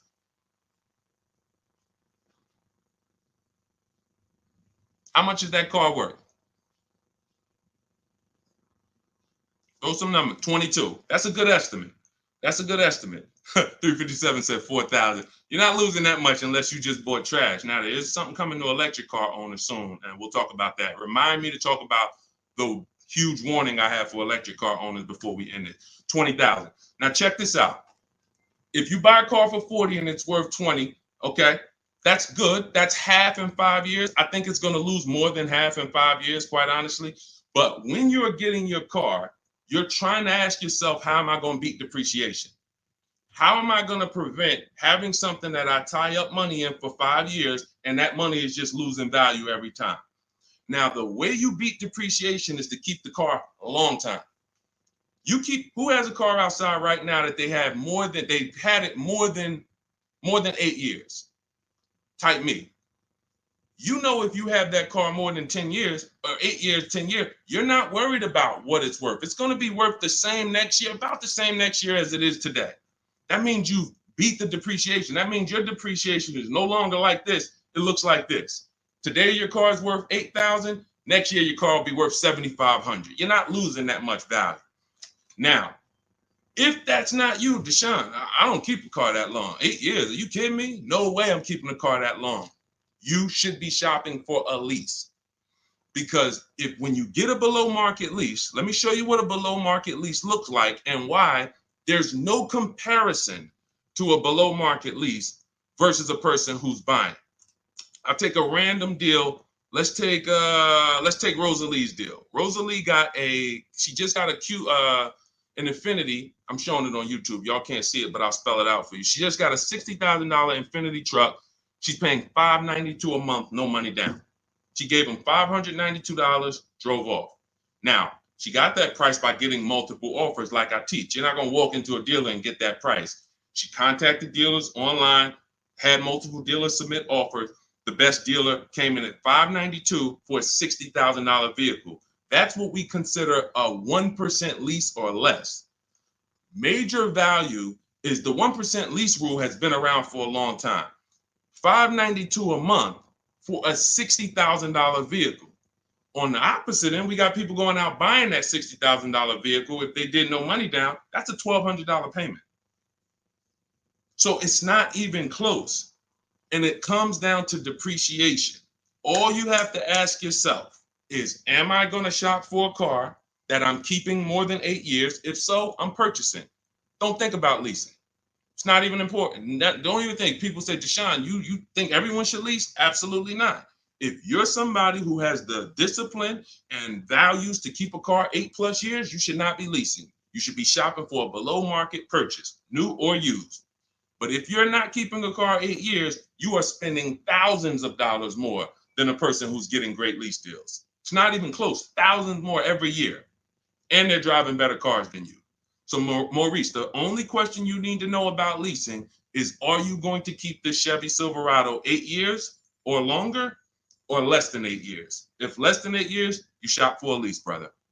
Okay? Go ahead, Dolan. Next question. That's the formula, guys. That is the first question you ask yourself. The buying versus leasing question. How am I going to beat depreciation? Nothing more important than that. Got to put your deal on the right foundation. Okay, this is 777 from TikTok. They repoed my car. Do I still have to pay for the remaining balance? Well, that's a credit situation.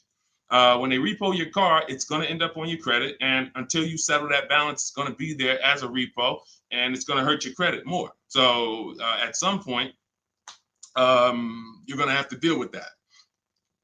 It's not going anywhere. So what a lot of people, and I would tell you, everyone who's having credit issues, you should be following Shonda Martin, Road to 750 Plus on Instagram, on TikTok. She's on every platform, and she teaches. She's basically the me of credit. All she does live Q&As. She can, go rapid fire Q&A. And when someone can sit on a live and answer questions on the fly, like random questions, that's when you know they're an expert in their subject. And I've seen her do that dozens of times. So you should be following her to see how to deal with that repo in the best way. But for sure, it's not going anywhere until you handle it. Go ahead, Dolan. Next question. All right. This is called RAV4 EXL Premium versus CRV EXL. Which is better to negotiate discount with at a dealership? There's no way to know that. I know you want an easy way to see, which is going to give me the best discount. That's just not how it works. You have to shop the offers, and you have to see what the best offer is. If I'm shopping for a Honda, if I wanted a RAV4 EXL right now, I'm contacting dealers. I'm letting them know what I want. I'm reaching out to multiple dealers. I do it online. If you want to do it online, you can type the number 1 on Instagram or Facebook. I'll send you the discount link for my digital book, Cars from Home. You can use my scripts. All my email scripts, all my templates are in there, and you'll have the blueprint step by step. You can get your copy for 75% off in my TikTok bio or in the YouTube comments. If I was doing it manually, I'm calling and I'm getting multiple offers for this RAV4 EXL from multiple Toyota dealerships. And then I'll see, okay, the best Toyota dealer said they'll take off $4,000 from me. Okay, all right, cool. All right, now let me get the Honda deals done. So it's you don't know what it's going to be. Like give you an idea. This person, Kimberly here on her Maserati, she got a Maserati. She saved $20,000 off the price. I got the comment here. I got her post here that she posted with the details of her deal. $20,000 she saved on the price. She didn't know that she was going to save $20,000 on the Maserati. There's no way to know. You have to shop the offers, and this is why you can't feel for the bottom. You can't hope, I think we're at the bottom. I think this looks like it's good. No, you don't know that. You don't know how. You don't know. You just don't know. I know you're looking for an easy way to do it where you press a button, and it tells you this dealer here, this Honda dealer in Madison, New Jersey, is going to sell the Honda at the lowest price and give all the rebates. That'd be cool. It's not going to happen because no one dealer is going to always be the best anyway, or they'll be out of business. If you beat your competition every single time on every car, you're not making any money. You'll be out of business. So at the particular time you want to shop, the mission is to find the dealer who is going to sell you the car at the lowest price because every one of them is different. So that's what I would do. And if you use my way, you do it quick. When you're using online tools, you can do it quick. Look, Ansley got a car. He said right here, he got his what did Ansley get? He got an Infinity truck. He got a 2024 QX. He said, I started the process Saturday. I accepted the deal Monday. Got the car delivered on Thursday. One weekend. Started the process connecting with dealers on Saturday. Had offers coming in, accepted an offer on Monday. He got a 1% lease deal, $554 a month on a $58,000 vehicle. You can do this on new cars. You can do this on used cars. You have the internet as at your disposal. You just don't know how to use it. And you have you have two departments in car dealers. You have what I call the sales floor. That's who I used to work with, the sales floor. Then you have the internet sales department. The internet sales department is to try not to give you a price and to make people who are trying to shop online get frustrated so they eventually come in. That's the goal of the internet department. And you have to know that the reason why it's hard for you to get quotes online is because you don't know what to give a dealer to get quotes. You don't know, you got to give them your zip code so they can work the tax. You don't know, they need to know what vehicles are in your household. You're getting defensive. Hey, why are they asking me for this? Well, it's because they need this stuff. That's why in my templates, I give you this stuff. They need to know what cars are in your household. They need to know when your deadline is. They need to know what your zip code is. They need to know what credit they should assume. These are the things this is why, Deshone, I tried shopping online, but it was so hard. I know, because you don't know how to do it. And if you admit you don't know how to do it, then we can help. But without unlearning, without saying, you know what, I need to unlearn this stuff that I was taught, you're just going to keep repeating that.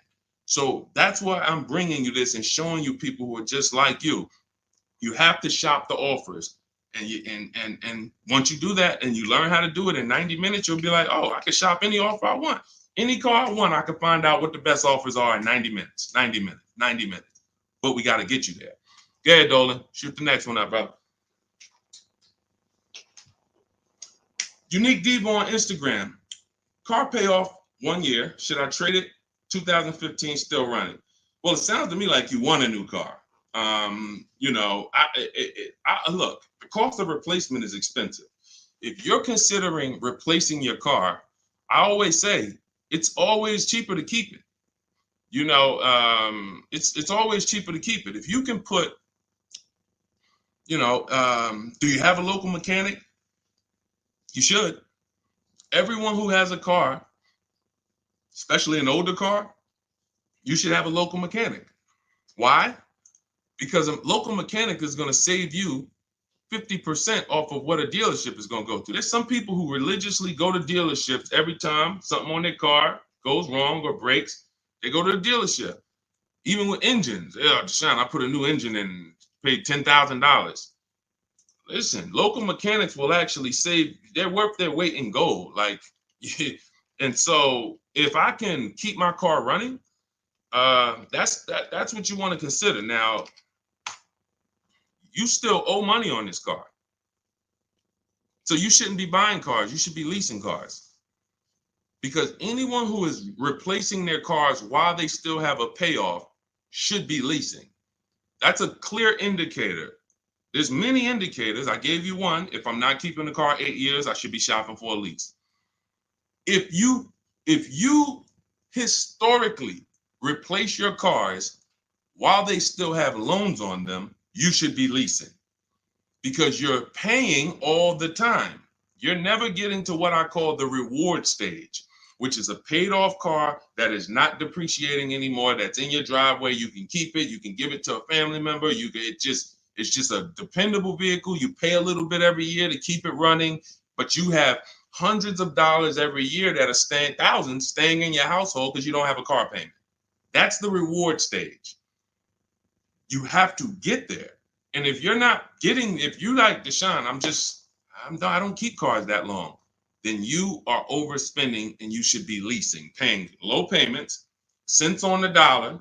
My first lease, I paid $256 a month for it. $256 a month. I had a Pontiac G6, brand new car. I had a friend who was paying $500 a month. Bought a Toyota. Bought it. And that's cool. If I wasn't in the car business and if I didn't have my sales manager at the time say to me, hey, why don't you lease something? I wouldn't have known. I probably would have went and bought something too.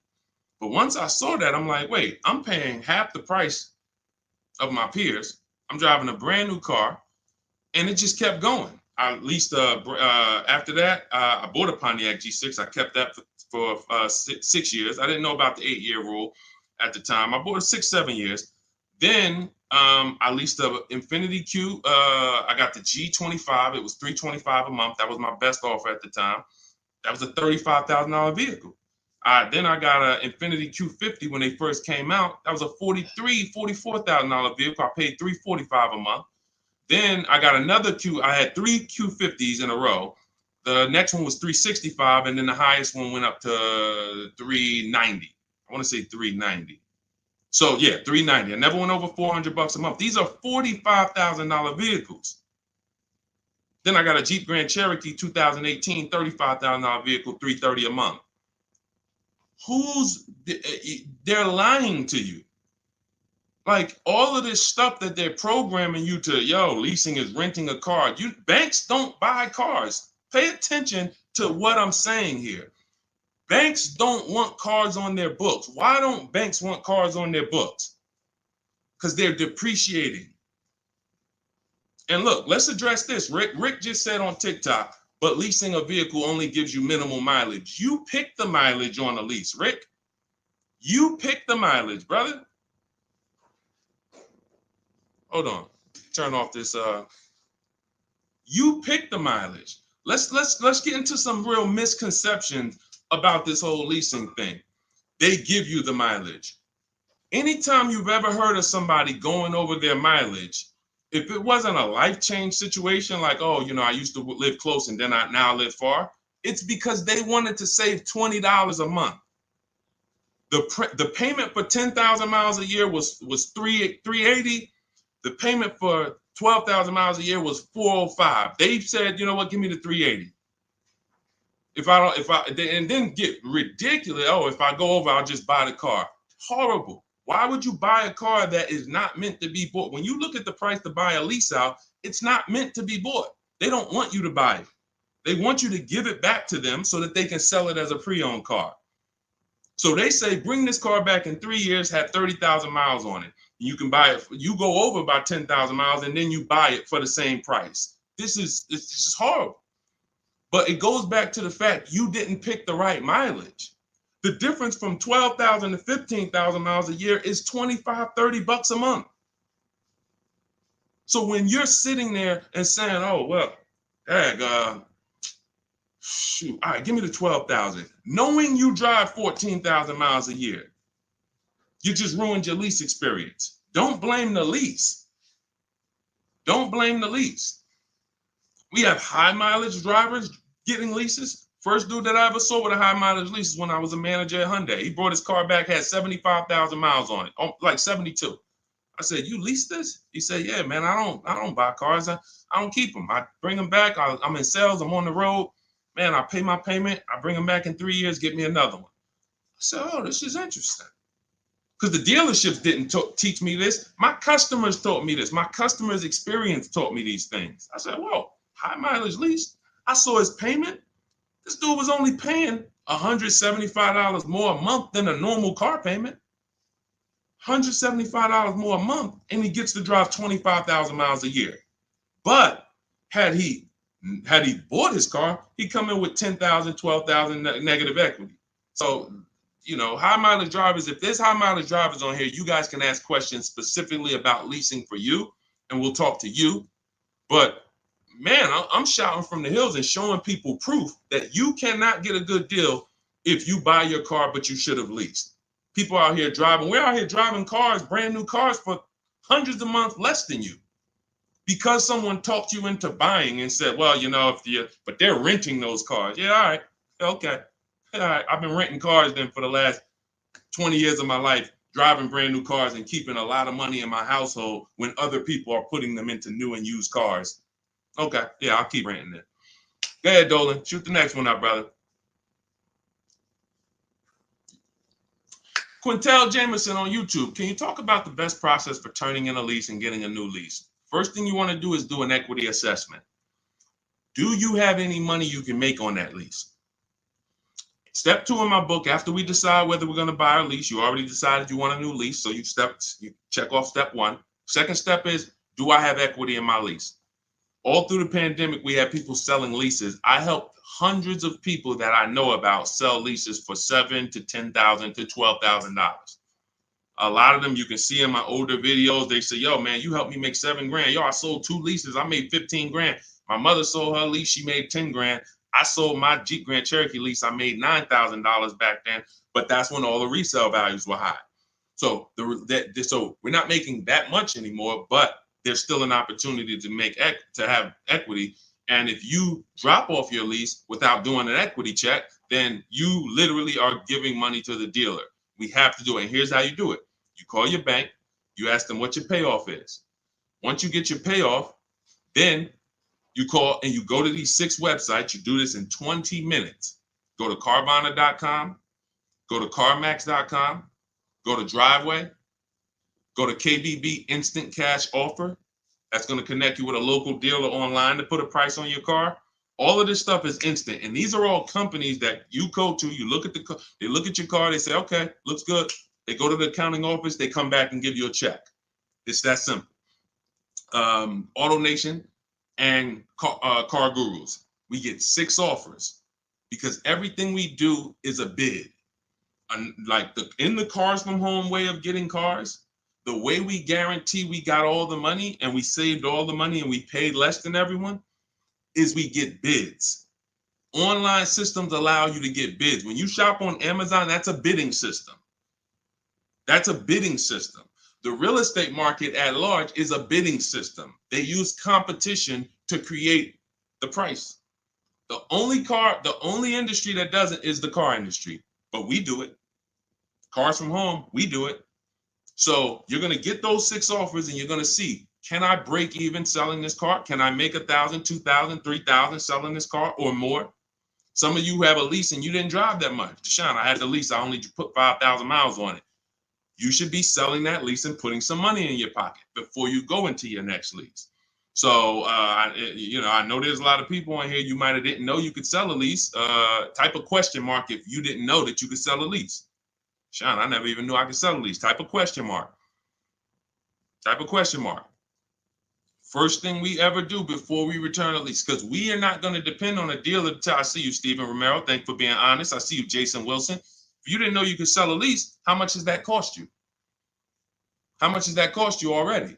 I see you, Rick. Shout out to the people being. I see you, Stino. Cat Mom. I see you, Quintel. Yeah. So what we do before I will never return a lease, and we do this about 6 months out before the lease is up. We do this equity assessment. It's the second step in my process. All of this is in my book. If you guys want if you're like, Deshone, I want the blueprint. Give me the step-by-step. That's my new digital book, Cars from Home. Anyone on Instagram, you comment 1, I'll send you the link to get it for 75% off. If you download it immediately, you could be reading it today, using it, getting a car next week. Same thing on Facebook. Type the number 1. I'll DM you a link to get it at 75% off. And if you're on TikTok, go to my TikTok bio. Now, this is only for 30 minutes. This is a welcome offer for my new book. This isn't like, oh, we don't, just 75% off. This is what I do as a welcome offer for everyone to give you an opportunity. You won't pay the normal $97 price for the book. You'll get 75% off of that. And you'll have the strategy step by step. And on YouTube, we have a comment pinned for you. So you want to get your payoff. But now, very important, Quintiel, when you go on those websites I just mentioned, those 6 websites to get those offers, when they ask you, do you own the vehicle? Are you leasing it? Or are you financing it? Just type own. You want to know, what would you pay for the vehicle? When you call your bank, you're going to ask them, do I have a third-party restriction? So you're going to get your payoff. You're going to ask them, do I have a third-party restriction? If they say no, that means you can sell direct to the highest bidder. If they say no, there's no restriction on who you can sell. You can literally sell directly to them and get your check. If they say you do, and there are companies like Toyota, Chase, there's a couple leasing companies that don't have third-party restrictions. But if they say you do, now you can't sell direct to those people. You can sell direct to a dealer that makes the same brand. So if Honda has a third-party restriction, you can sell to a Honda dealer. And that's when we have conversations with a used car manager. Again, we don't talk to salespeople, y'all. We don't talk to salespeople. They're here to make your life hard because they're trying to fight for their money. and it's all good. I give you ways to, that's why the book is called Cars from Home, 7 Steps to Saving Time, Money, and Avoiding Dealerships. You need to avoid dealerships. When you're in a battle, a sparring battle with a dealership or a salesman, you're going to lose. It's a psychological war, and they do it 3-4 times a day. You do it 3 times, you do it 1 time every 3 years. So when the way I'm teaching you to do it, I'm never sending you to do battle with these people. So if you have a third-party restriction, we're now calling local dealers asking for the used car manager. We're getting offers from them, and then we're going to sell our car direct to them. And that's how we're going to get our equity out. That's if we have equity. That's the equity assessment process. That's how some of you are like going to pick up, that one strategy alone is going to pick up $2,000-$3,000 for some of you. Everyone doesn't have equity. But if you didn't know about equity, just that one strategy is going to pick up $2,000, $3,000, $4,000 for some of you. And over the course of your lifetime leasing cars, that's going to be worth more than that. Because some of your cars will have equity, and some of them have a lot of equity, and some of them have no equity. But if you don't know about it, every single car that you give back to a dealership, you just gave them $2,000, $3,000, $4,000. And then you wonder why they say, good news, we got this deal done for you. You don't even have to put any money down. Yeah, because they're using the money from your old car. So once you assess your equity, that's when we go into shopping for the new car. We got to see if we have equity first before we think about shopping for our new car. That's step 1. Okay? Do that before anything. All right, Dolan, cue the next one out. See, I'm not going to give her, if y'all notice, I'm not going to give her the whole playbook. Why? Just to confuse her?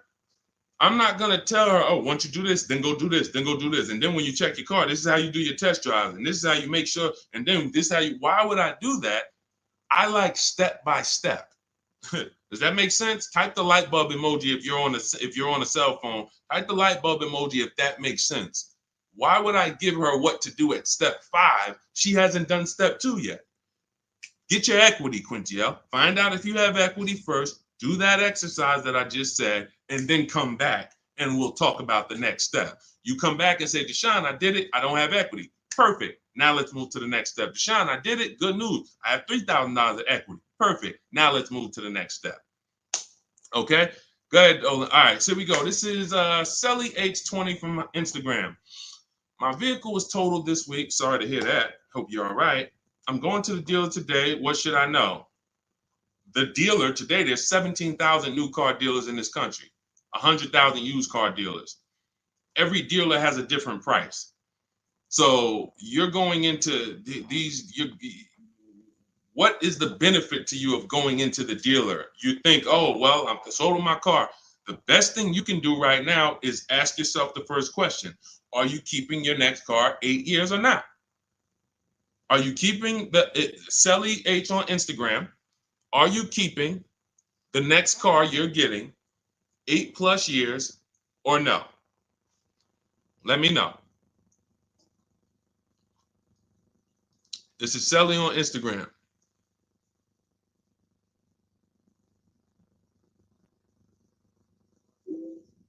This is the first question. I want to give her time to ask. See, car buying, to pay the prices that you want to pay. It's not one step. It's not just give me this one jumbo step. No, it's a series of steps. It's a series of steps. And I think we live in a world right now that has programmed people to think, oh, I'm going to microwave my way to this whole car deal. Put it in the microwave and somehow I'm going to come out and pay less than everyone else. That's not how it works. You try that, you're going to pay more than everyone else, like all of these people out here who 9 out of 10 people going into a car dealership. If I was able to say, hey, how you doing? I see you just got your car. How you doing? My name is Deshone. They call me Deshone the Auto Advisor. You mind if I take a look at your car deal? You mind if I just take a look at your paperwork? Sure. 9 out of 10 people, I would say, all right, let me ask you a question. If I bet you $1,000 right now that in 48 hours I could find a deal way better than this that you just paid for, this contract that has your name on it, this is your monthly payment, this is how much you just gave them. Would you bet me $1,000 I can't find a deal way better than this? Not even close, thousands less than this. Most people are not taking the bet. And that's because they don't have confidence in their car deal. There's nothing else in life that you do this with. There's nothing else. You will never start a business and be like, oh, I started this business. Me and my family put up 50 grand for it, and be like, all right, well, did you do your due diligence? Did you, you would be like, yeah, we got an attorney. We did some consult. We took our time. It was a big decision for us. But a car, same 50,000. I'm going to go into the deal. Oh, and I want to make that deal today. It's programming. That's why I represent the unlearn, relearn brand, because I found when I first started teaching this, if people weren't willing to unlearn, those are the people I couldn't help. But the people who, they text me, unlearning. If you're unlearning, type the letter U, unlearning. This stuff is programming. And so I want you to really get out of that programming and realize that your safety is right at home. If you realize that everything that is going to save you money on your next car is right here in your living room, it's right in your office while you're at work. If you're traveling and you got an internet connection and you're like, man, I can make a deal from the airport. That's what it's about. The place you do not want to be is in the dealership trying to make a deal. There's no leverage there. There's no ability for you to shop competition there. And that's where everyone is overpaying at. Okay, we just talked about, Brandy, how to assess equity. If you're on YouTube, you can jump on it, watch the replay, or on the replay on Facebook. The only place the replay doesn't get posted is TikTok, but on Facebook, Instagram, or YouTube, you can see the replay. We went over how to do the equity assessment, how to call your bank, how to go on the websites, what to put on the websites to see if you have equity in 20 minutes. It literally takes 20 minutes to get those 6 offers. Go ahead, Dolan, shoot the next one up.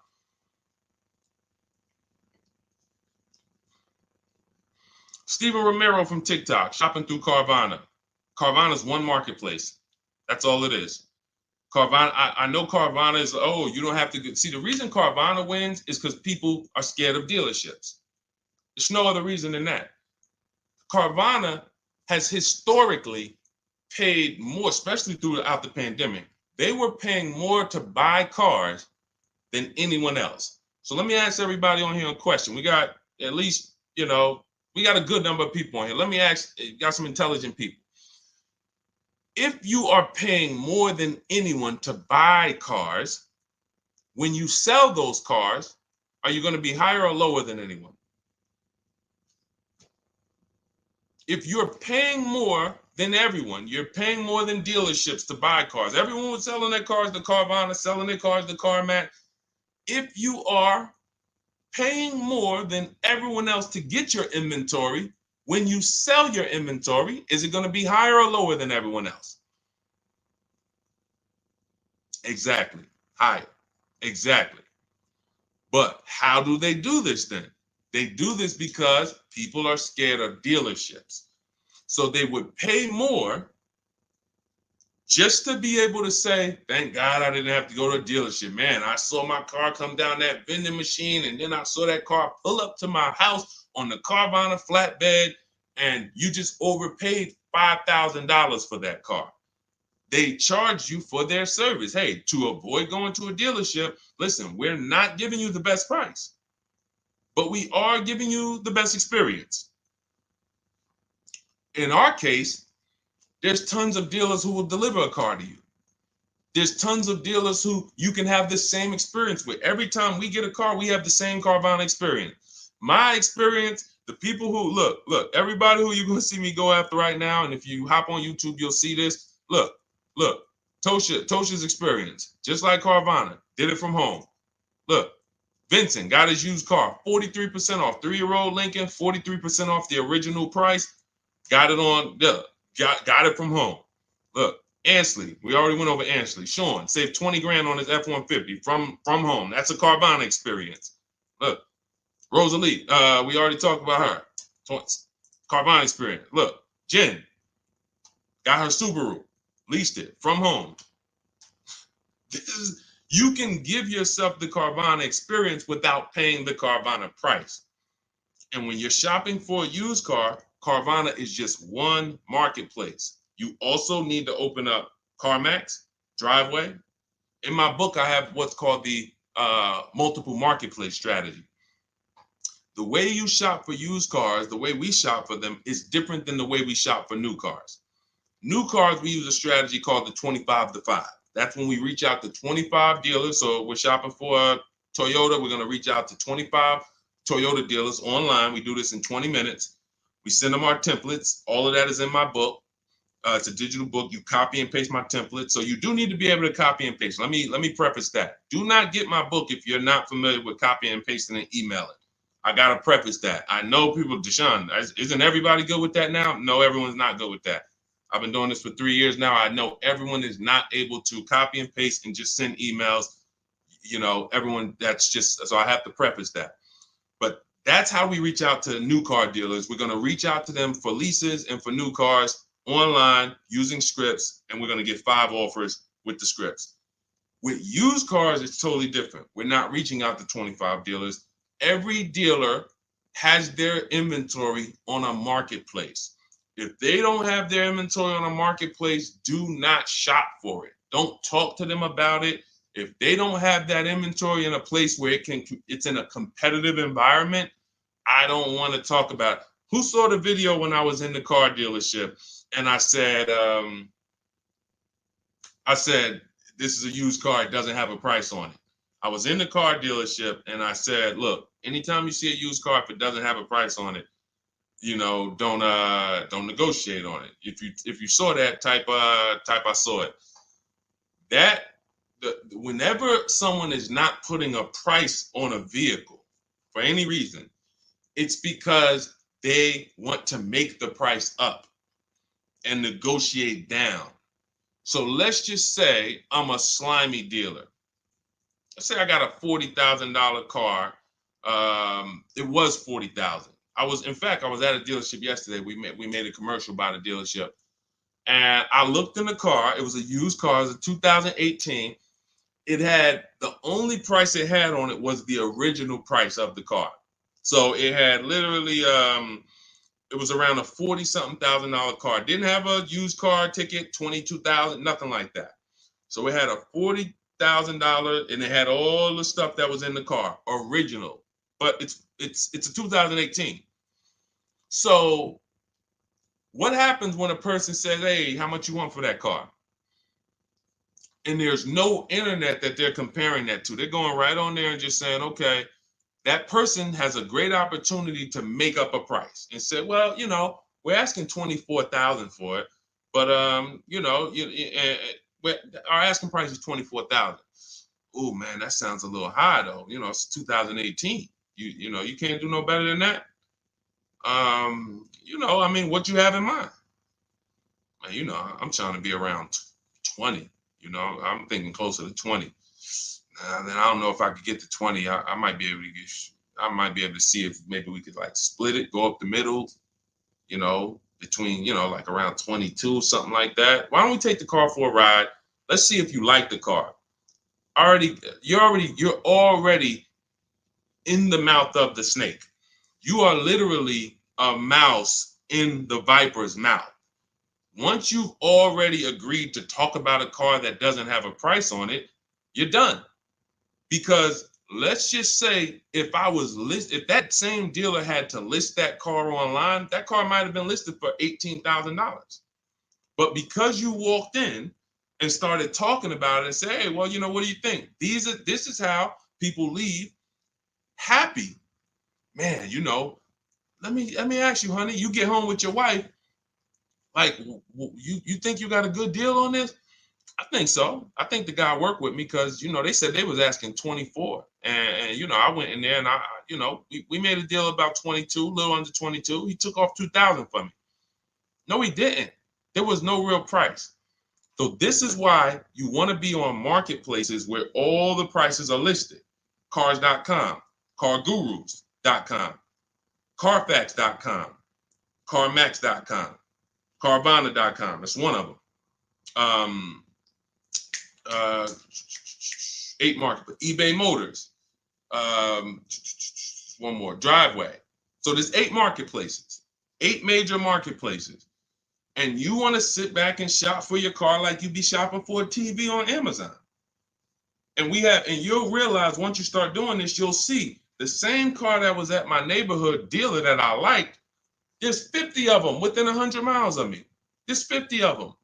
In fact, once I pull a Carfax, I'll see that one didn't even have a good Carfax, the one I was looking at. That one didn't even have the service records that I want to see. These are the things, this is why shopping marketplaces make sense. You want to shop, I talk about this all the time. It's called my multiple marketplace strategy. I made videos about it. I've been posting about this since I came to social media. Marketplaces. And again, the only people who are going to win with this are people that's locked in. People who are serious about saving their money, who take car buying serious. Everybody who like Deshone, this sounds harder. What, you want to go in the dealership and just go ahead and let them just work you a deal? God bless you. This is not for everybody. I know this. This is for the people who like Deshone. I want to make sure, and it's easy. All the people who you see me showing you, Jared, all of these people that's posting their cars, Teddy, if you're on YouTube, you can see this stuff. These people are never going back to the old way of shopping. We are never going back because this is so much easier. And once you get it and be like, man, shopping online is a million times easier. I don't have the anxiety and there's nobody pressuring me. Oh, all of these people are competing, sending me emails. Hey, can we do this? Hey, what if I get to this? What if I get to... They're never going back. And that's the world I want you to come to. I want you to unlearn that old world, come over to the new world. Go ahead, Dola, shoot the next one up. I think we hammered that point home because we get that question probably every day. Carvana, something about almost every stream, somebody said, hey, what about Carvana?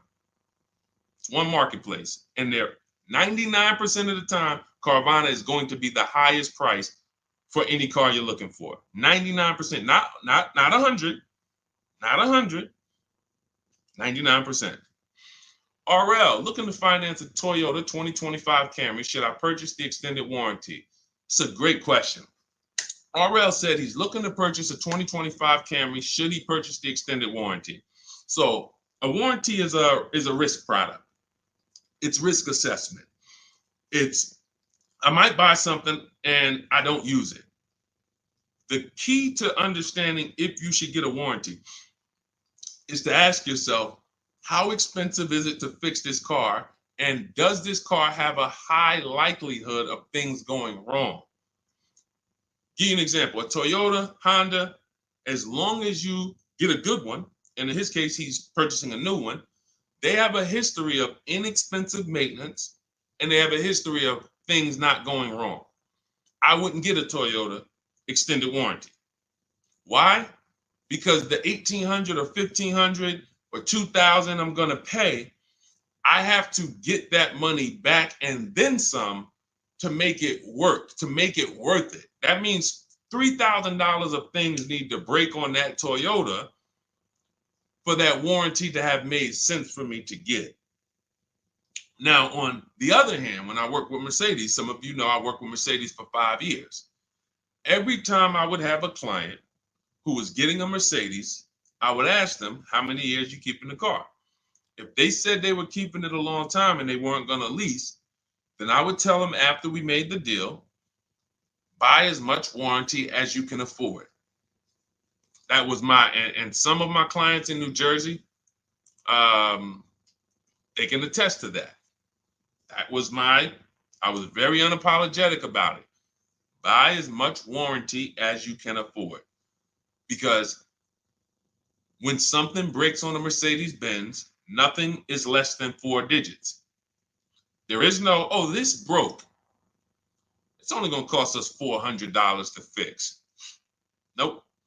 So the price of the extended warranty on a Mercedes-Benz or a BMW or a Porsche or anything that has a high, and I have this, we handle this in my book in step 6. This is in the paperwork and protection step. Everything is accounted for. So everything on this stream I'm teaching is out of my book. It's everything. So when we're looking at, and where does this vehicle rank in terms of repair costs? Is it on the higher side? If so, the warranty makes more sense to get. If it's on the lower side, warranty makes very little financial sense to get. And that's how we gauge getting extended warranty. It's a risk assessment. All right, good question though. Very good question. All right, go ahead, Dolan. Shoot the next one up. Too Cool 09 from TikTok. Should I buy or lease a vehicle through my LLC or through myself, or does it matter? This sounds like you don't have a business where the actual car is being used. If you, a realtor, for an example, and could y'all double tap, keep double tapping the screen, keep running those likes up. I appreciate y'all on TikTok. Every time y'all double tap the screen, y'all run the likes up and keep them moving. TikTok continues to tell people about the broadcast. And shout out to the sharers. I appreciate you. Matter of fact, I got to jump off of here because what I'm going to do is, no, I'm not going to jump off now, but I have to do something. Somebody who shared yesterday, I got to go to my DM and I got to send her, I'm literally just talking notes to myself. Okay, so big talk about buying in LLCs lately. Big talks. You know, you see videos about it, get caught through your LLC. There's going to be tons of people audited who had cars in their LLC, writing certain things off and are not using the car for business. It's going to be very, very bad. It's coming because the IRS may come later, but they come. When they see, okay, we see people getting all these cars, they know the social media videos and people just putting cars in the LLC.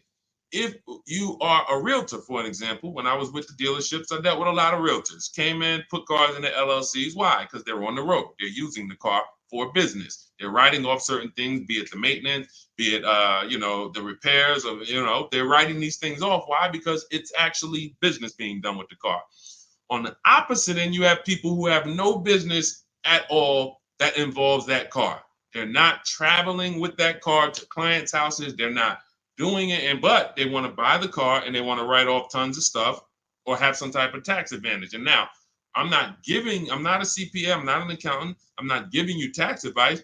I would just tell you that if your business does not involve a car or travel, I'm not going to ever tell you to put a car in an LLC name. Now, you talk to your accountant about that, talk to who does your taxes, but that's really the basis of if I should get a car in my LLC or not. Does my business do business with a car? That's it. And after that, you decide, how long am I going to keep the car?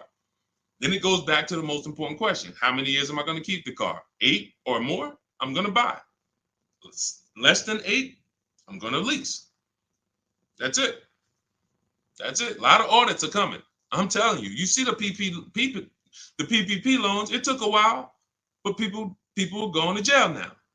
It's going to be the same way with these cars. People are not going to be able to pay some of these people getting Range Rovers. Yo, hey, I see you. You got this Range Rover. You wrote off like huge amount. Let me tell you, how much business was done in this car? Oh well, it's going to be it's going to be bad. That's why financial literacy is important, people. Okay, so all of this is out of my new digital book, Cars from Home, 7 Steps to Saving Time, Money, and Avoiding Dealerships. I can sit here all day for the next 2-3 hours talking about the strategies we use, the process we use, the system I created to help all of these people that I've been talking about in the broadcast save this money. You can see these deals, and some of you are going to go and you'll see, wow, I got that same car. I got to hit you with the bad news first. The bad news is, hey, Rodney Brown, I'm sorry to tell you, my man, but the same car you have, we just helped somebody get it and look what they paid. Dang, they paying a lot more than me. They put money down? No, they didn't put any money down. How they paying that low? It's because they know stuff you don't. They followed a process that you didn't follow. You went into the second most expensive purchase that you're ever going to make, and you just winged it. You just say, hey, you know what? It's a $50,000 car. It's a $40,000, $30,000 car, $100,000. I'm just going, I think I can feel my way through this joint. That's why you're paying the prices you're paying. That's why you're not paying what we're paying. So when you come into our world and you're like, Deshone, I want the blueprint. Everything I teach is in my new digital book, Cars from Home, 7 Steps to Saving Time, Money, and Avoiding Dealerships. So type of number 1. On Facebook, I'll send you the discount link. You can get the 75% off. Type the number 1 on Instagram. I'll send you the discount link. 75% off. That's our welcome offer. It's only for 30 minutes. And if you're on TikTok, go to my TikTok bio, get your copy for 75% off. And on YouTube, we have the comment pinned for you in the comment section for you to get yours at 75% off. And make sure you are reporting to me your deals, just like Tiffany. Tiffany, when she got the book, I tell everybody, send me your deals so that I can read them on the show. Tiffany got a Mazda CX-90, just got it, $44,820 car. From home, she said, I believe we got a great deal from what we learned in the book. Look, from home, $6,530.78 discount. Never left the house. Got multiple offers. The dealer that took, look, is a $44,000 car. She basically said, what, 15%, 16% off then that? People go in and say, hey, get me the MSR, get me the invoice price. She blew invoice price away using the book. Get your copy. It'll be in your inbox now. Make sure as soon as you purchase, you screenshot the thank you page. I tell you, you'll see it big. Screenshot this page. Why? There's a support email on there just in case for any reason you don't get the book. It's usually because you type a letter wrong in your email. You're typing fast.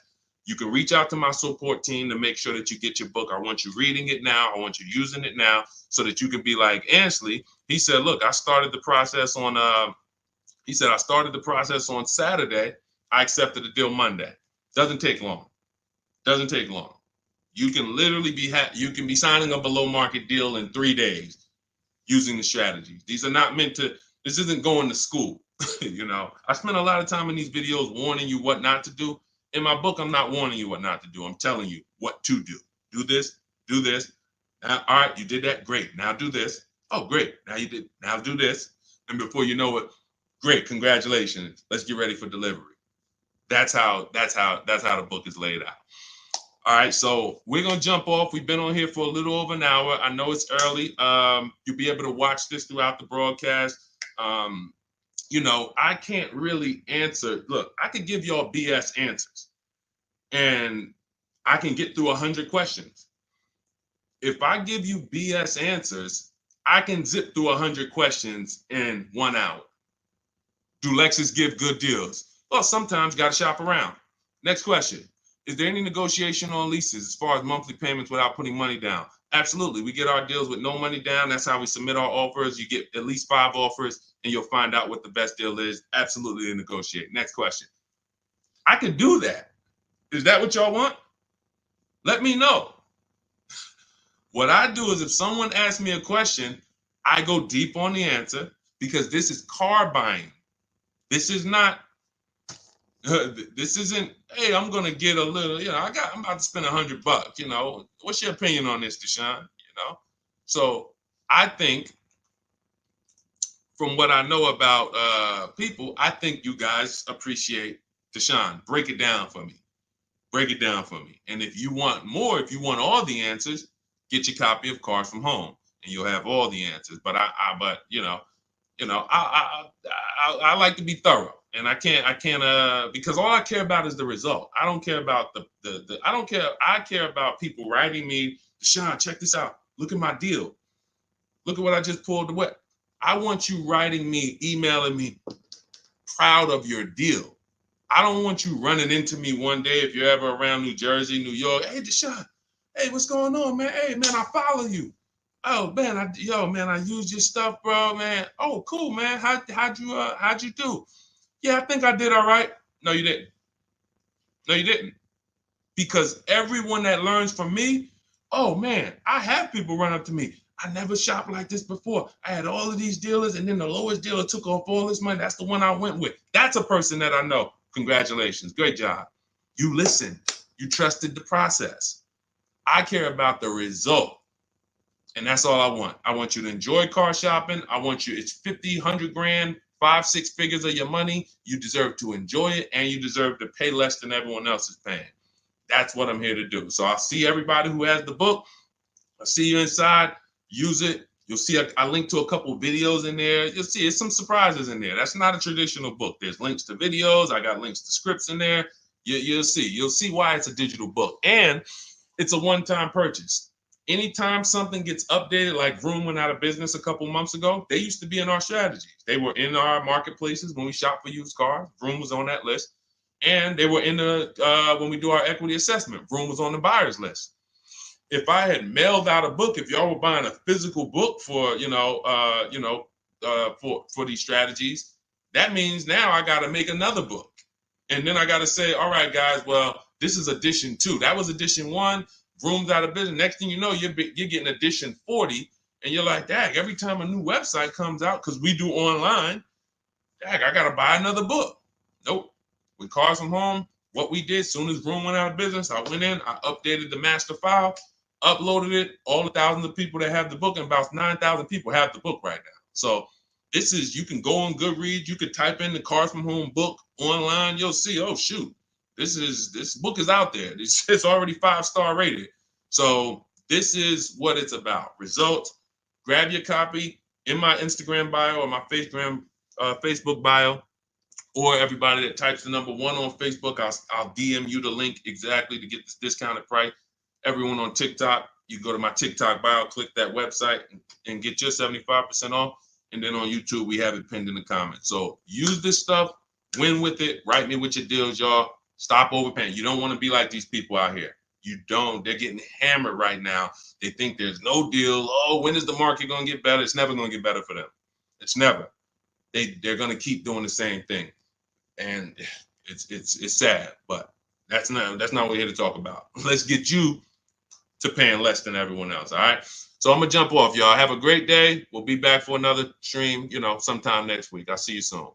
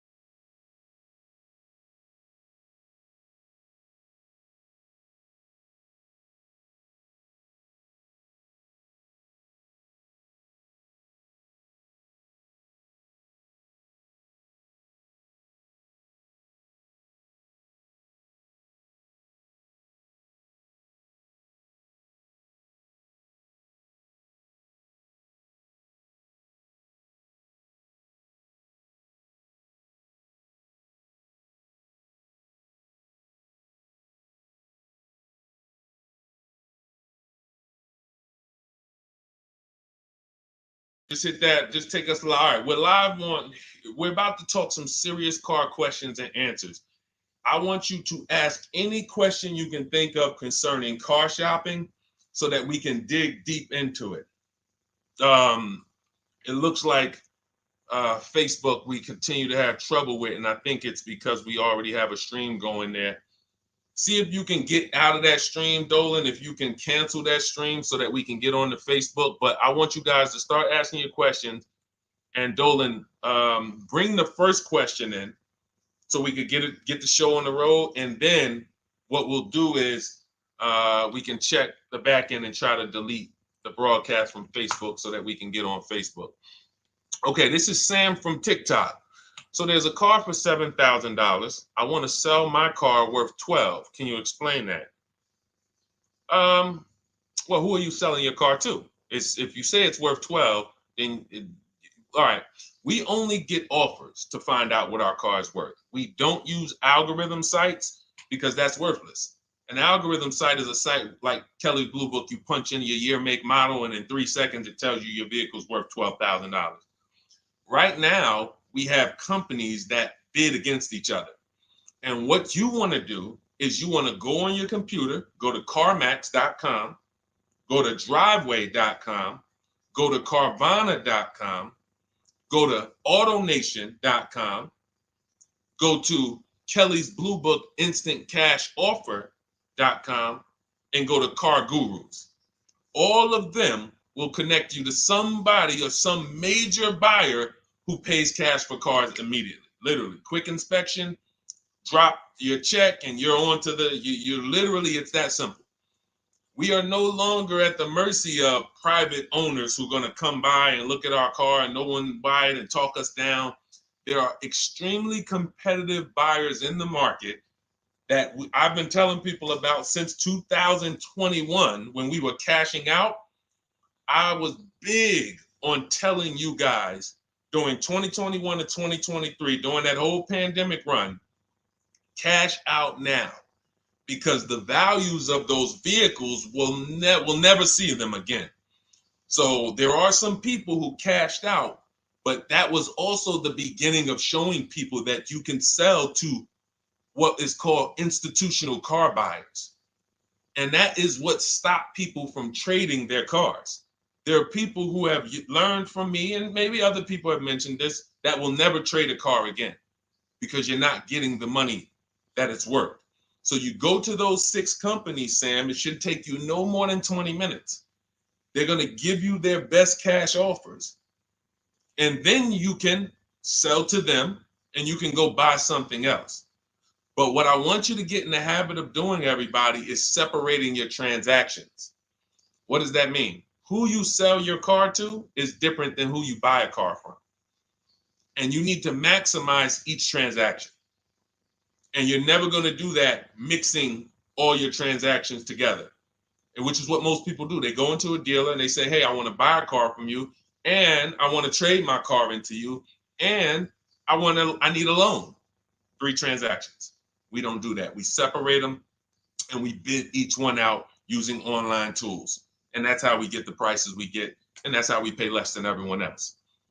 Okay. So the biggest thing, first thing, is go to those 6 websites: CarMax, Driveway, Carvana, KBB, Instant Cash Offer, AutoNation. And all of you who want to find out what your car is really worth, you go to these 6 websites, get your 6 offers, and then you'll find out what your car is really worth. We do not depend on any dealer to tell us what our car is worth at all. Okay? Shoot the next question up, Dolan. And you guys can continue to type your questions. We're bringing them in from all platforms. This is Terrell Taylor. By the way, everything that I'm talking to you guys about is out of my new digital book. It's called Cars from Home: 7 Steps to Saving Time, Money, and Avoiding Dealerships. Some of you may have it. If you have it, shout out to those who have it, and shout out to those who've used it to actually pay less than everyone else. And make sure I want you to be like Tiffany. Send me your deals. Send me your deals. When you get your cars, I want you to actually send me the results. Look, this is, oh no, that's not Tiffany. That's someone else who used the book. Look, used the book, got $175 a month less than her first quotes before she used the book. So send me, but you can get a copy of this book immediately for 75% off. It's normally $97. Go to my TikTok bio. You won't leave the broadcast, and you can have the entire blueprint. If you don't want to try to remember everything I'll be teaching you over the next hour, you can have the blueprint. You won't pay the $75. You'll get the 75% off. And we also have a comment pinned in the comment section for you guys on YouTube and on Facebook and on Instagram. You go to my bio. So anyway, go get it, because it's only for 30 minutes. After the timer goes off, it's $97. It's still worth every penny. You can Google it. 5-star book. You can see all the people who rated it, all the people who's using it. This isn't a test to do, but I want you to get it at 75% off. It's better to pay $24 than $97. Okay, Terrell Taylor. So you said, Terrell Taylor on YouTube said, I have $35,000 to $40,000 to buy a truck with. Should I buy a used or a late model new, 2022 to 24? So whenever we're considering a late model used car, this is a model like Terrell said, that is 1 to 2 years old. Let me tell you why I don't like shopping for those first. I like to shop for a new price first. Whenever you are buying 1 or 2 year old used vehicles, you have to realize something. How do dealers get used cars? Trade, or they get them off lease, they buy them.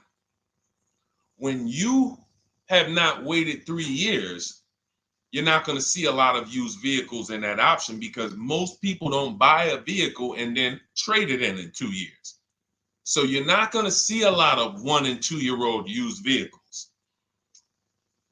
I don't like that, because when there's not a lot of a vehicle, the people who have that vehicle get to set very high prices that we have nothing to compare it to.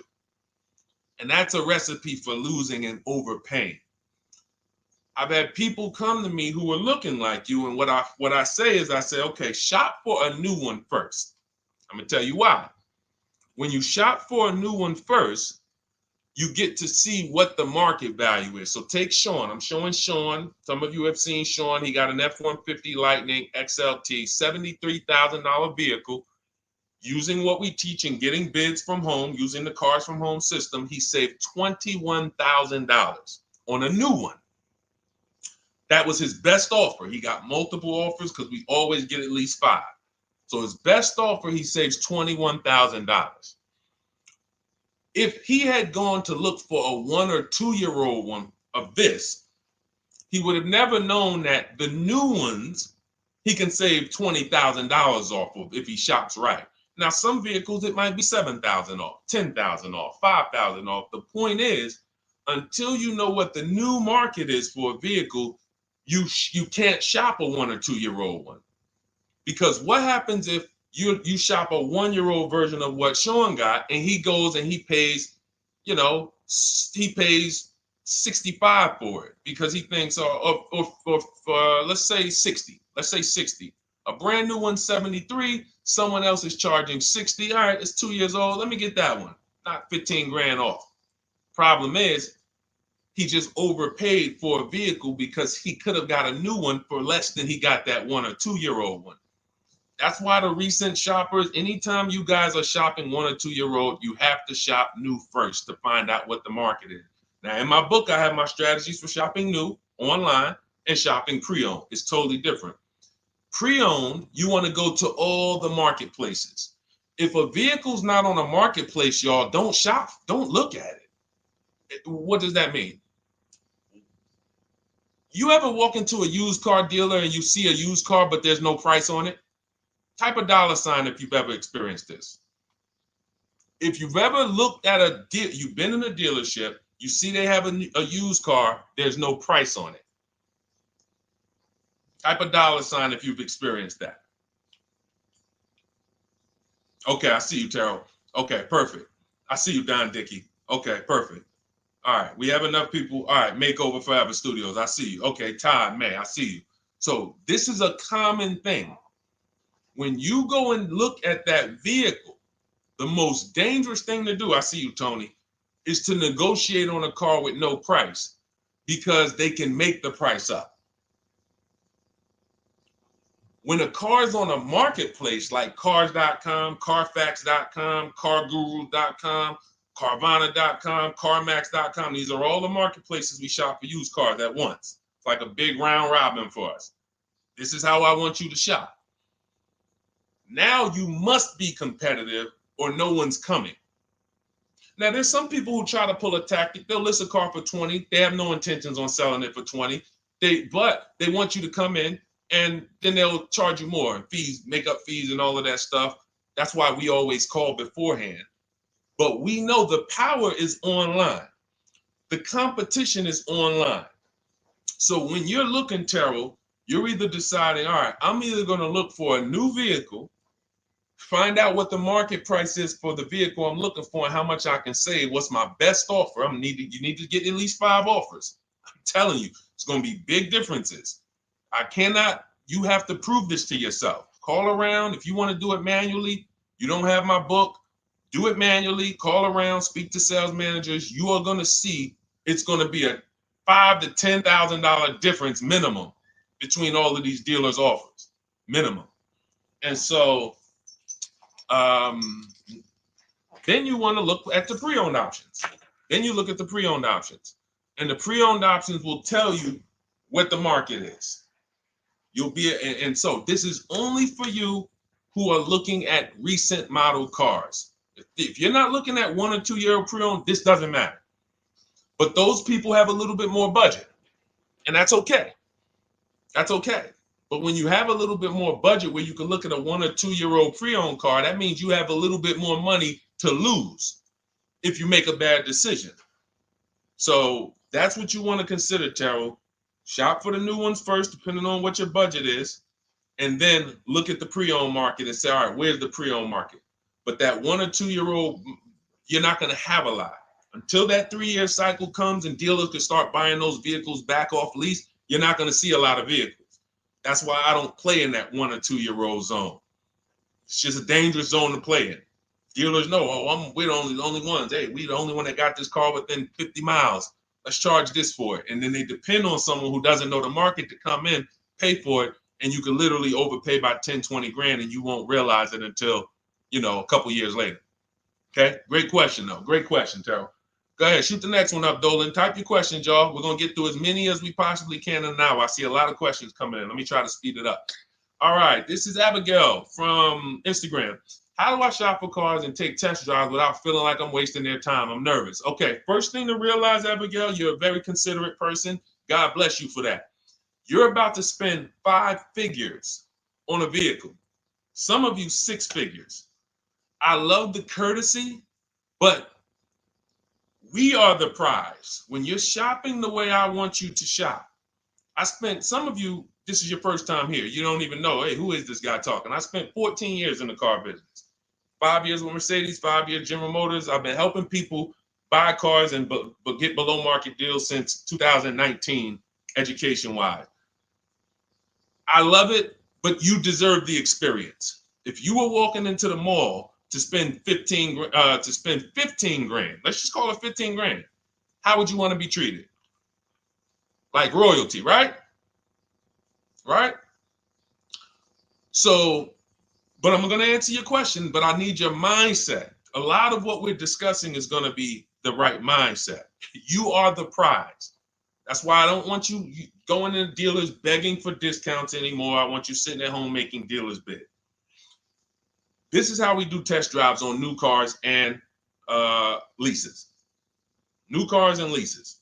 This is how we do test drives. I have it in my book because it's that serious. You're either going to have a great test drive or you're going to have a horrible test drive experience. We call and we ask the dealer, who's the most experienced person there? Who does everybody like? Who's the person that, has been there for a long time, just has a great reputation? Oh, that's John. John is just, he's been here 20 years. Everybody loves him. Okay, can I speak to John? Hey, John. My name is Deshone. I'm interested in the Honda Pilot. I just like to test drive it. I'm in the process of deciding what I want. And, do you have this particular model? You have one there that I could test drive? John, because we asked for the best person, we're typically going to get somebody who is not going to lie, usually.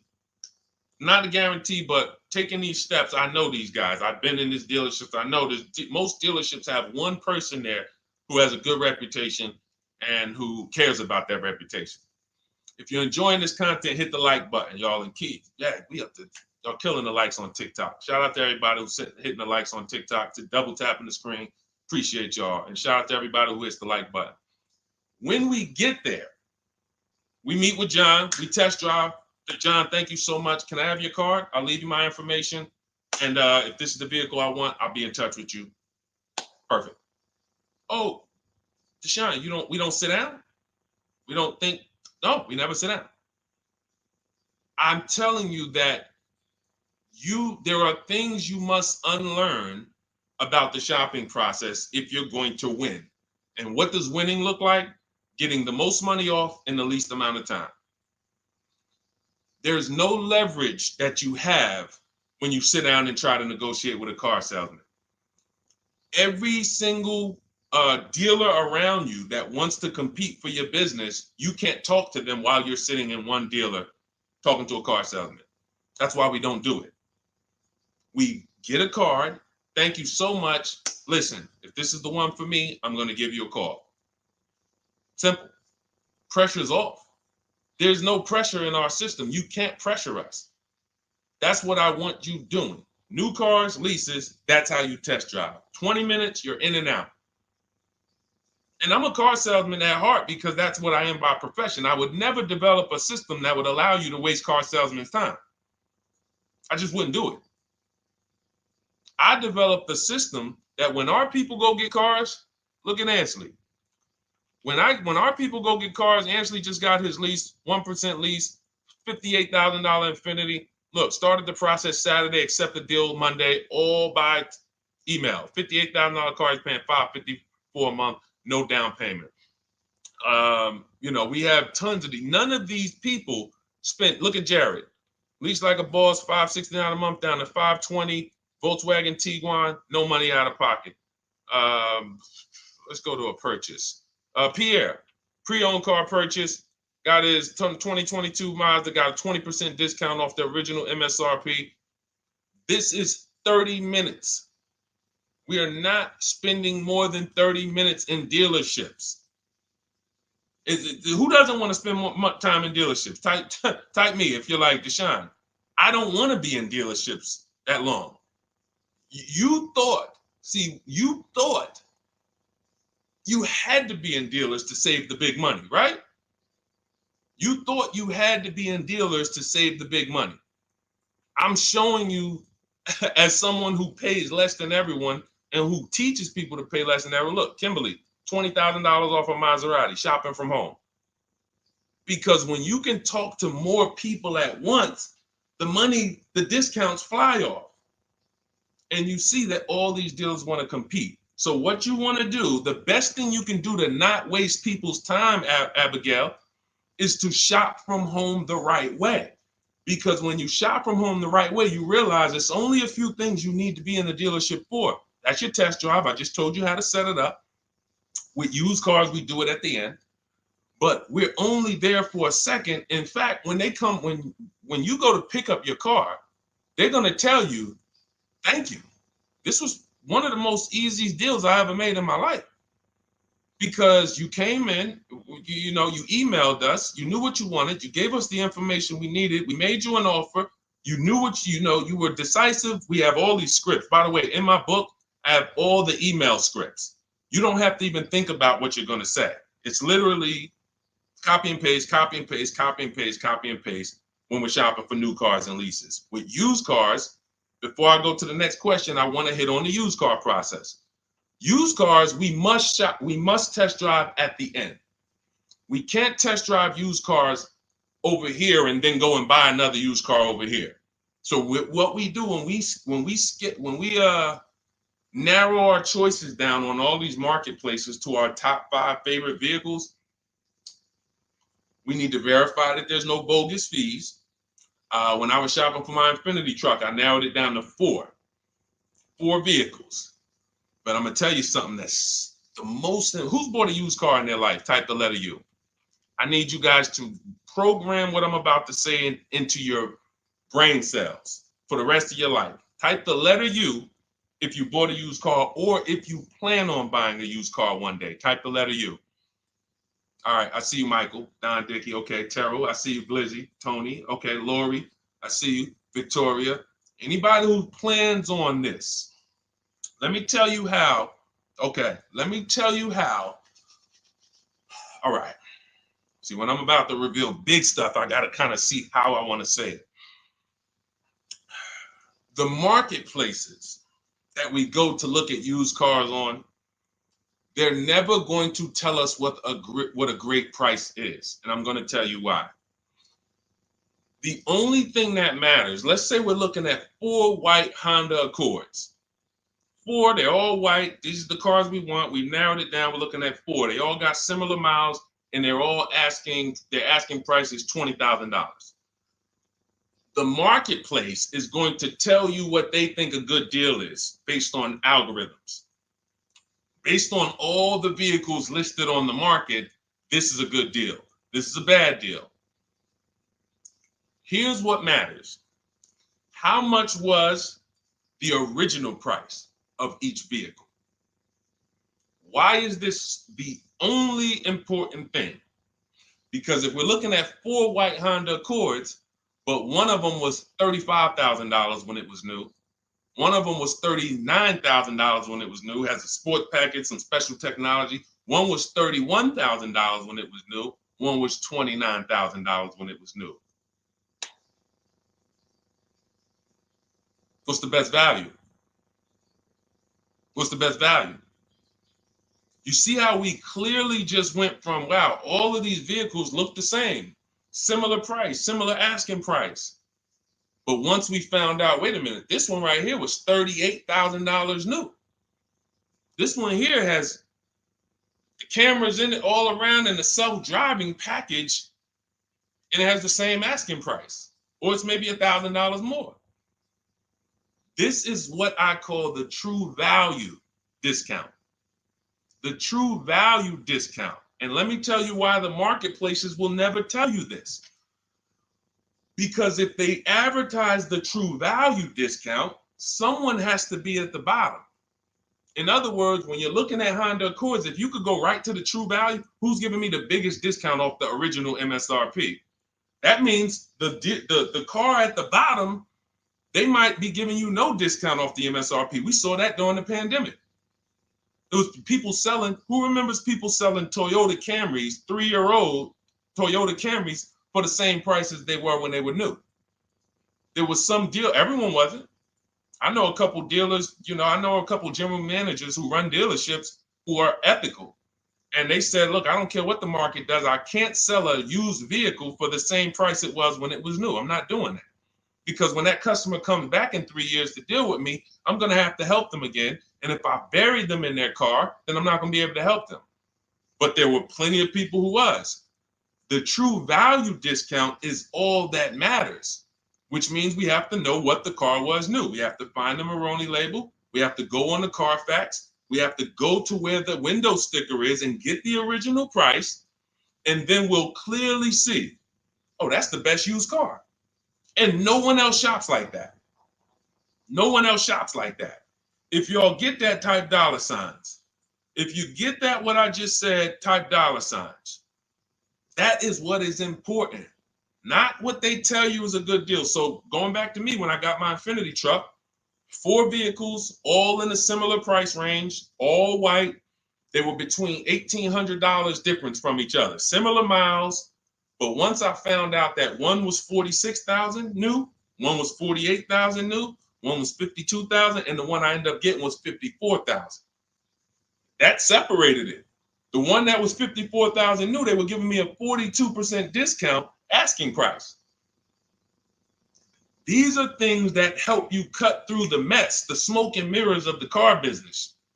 In order for you to win and pay less than everyone else, you have to cut through the smoke and mirrors. That's what I'm great at showing you because I was in the business. So these are the things that, again, if you say, Deshone, I need the whole blueprint. I need to give me the step-by-step. Leasing, used cars, high mileage, new cars, give it to me step-by-step. That is my new digital book. It's called Cars from Home, 7 Steps to Saving Time, Money, and Avoiding Dealerships. It'll be in your inbox in literally 5 minutes, and you get yours for 75% off. Support yourself and support your family by getting your copy. Go to my YouTube comments. We have a link right there pinned for you guys. We have a link in the Facebook comments. Get your book for 75% off for the next 30 minutes. You'll see a timer on the page. Now, if you're on TikTok, click that picture of me and go to that link in my TikTok bio and click the one that says 75% off to activate the 75% off link. Get your book so that you never have to wonder about this. Now, we're going to continue, but I just know as we answer more questions, some of you are going to forget that. What we just went over in the last 10 minutes, this next question, you're going to forget all of that. All right. Now, Dennis Gamister from Instagram, on a lease agreement, does the deal use the MSRP or the discounted price? So when we're shopping for leases, this is what we do. We get all our offers with, this is how we construct our offers. If you've ever looked on these commercials and you saw, well, Deshone, when I look at leases, though, it seems like, one, they limit me on miles. And then I also see that they want a bunch of money up front. You are correct. But they only limit you on miles according to the miles you told them you were going to drive. They don't pick the miles for you. We select the miles. And what ends up happening is people will, because they typically don't know how to shop, they're negotiating. They'll say, all right, well, my payment's $400. That's my budget. I drive more than 10,000 miles a year, but I guess I'll just take the 10. Instead of paying $20 more to get 12, they'll take the 10, and then they'll say something like, if I go over, I'll just buy it. Horrible idea. Absolutely catastrophic idea. Or if I go over, they blame the lease. They literally will get the penalty, get the bill for the 6,000 extra miles that they used, and they're charging them 25 cents a mile now, and say, man, this is why I don't want to lease, because they limit me on my miles. No, they didn't. To save $20 a month, you pick the lower miles. You can customize leases up to 15,000 miles if you want, 18,000 miles. Look at Jen. Jen just got her lease on her Honda. Hold on, where's Jen's lease? She got an 18,000 mile a year lease. Now, the way we shop is 12,000 miles per year, only first month's payment due at signing, and we shop it taxes and fees in the payment. Jen, her best offer on her Honda CR-V hybrid, which is one of the most popular hybrid crossovers in the market, she got $512 a month, 12,000 miles. That's a 1.3 lease. We'll talk about the 1% rule for great lease deals and the 1.5% for overpaying. She gets 1.3. She bumps it up to 18,000 miles per year. But look how much more, y'all. $50. So for $50 more a month, she, instead of driving 12,000 miles, she gets to drive 18,000 miles. And she gets to drive as much as she needs to for $50. Versus her saying, you know, I'm going to take the 12 knowing I don't drive 12, and then I'm going to get penalties and, again, blame the lease. The lease is custom. And the first time I learned about high mileage leases was when I was working at Hyundai. I was a manager at Hyundai for a short period of time. It was a highway dealer. The guy ended up going to jail. It was typical, like, you know, I've worked in some dealers, some phenomenal dealers, but this one was like, if you ever could imagine the prototypical highway scam dealership, I mean, this was it. So I was only there for 6 weeks, but I was a manager. And what I saw was I was taking care of this guy's lease who was just finished with it. He had 72,000 miles on it. And I went out there and I said, wait, you leased this? 72,000 miles? He said, yeah, I always lease now. He said, I used to come in every time I bought a car. My negative equity was ridiculous. $15,000, $10,000. I had to keep writing these big checks. And I just said, you know, let me switch to leasing. A customer taught me about high mileage leasing. That's why when I say car salesmen aren't trained, they're not trained. We learn things by intuitiveness and curiosity, and you know, we're not trained on finance and insurance and leases versus buying, none of that. You know, so anyway, I said, wow. And so I looked at his payment. This guy is only paying like $175 more a month, not even, to drive 25,000 miles a year. So if a normal Hyundai lease was $299, he's paying $450, $475, and he's driving 25,000 miles a year. Boom. Drops it off. Boom. No negative equity, none of the trash that most high mileage drivers are dealing with. So when we are shopping for a lease, we have to shop with our template. Whenever you're getting your lease quotes, it's 12,000 miles a year, first month's payment only due at signing, taxes and fees in the payment. Assume tier 1.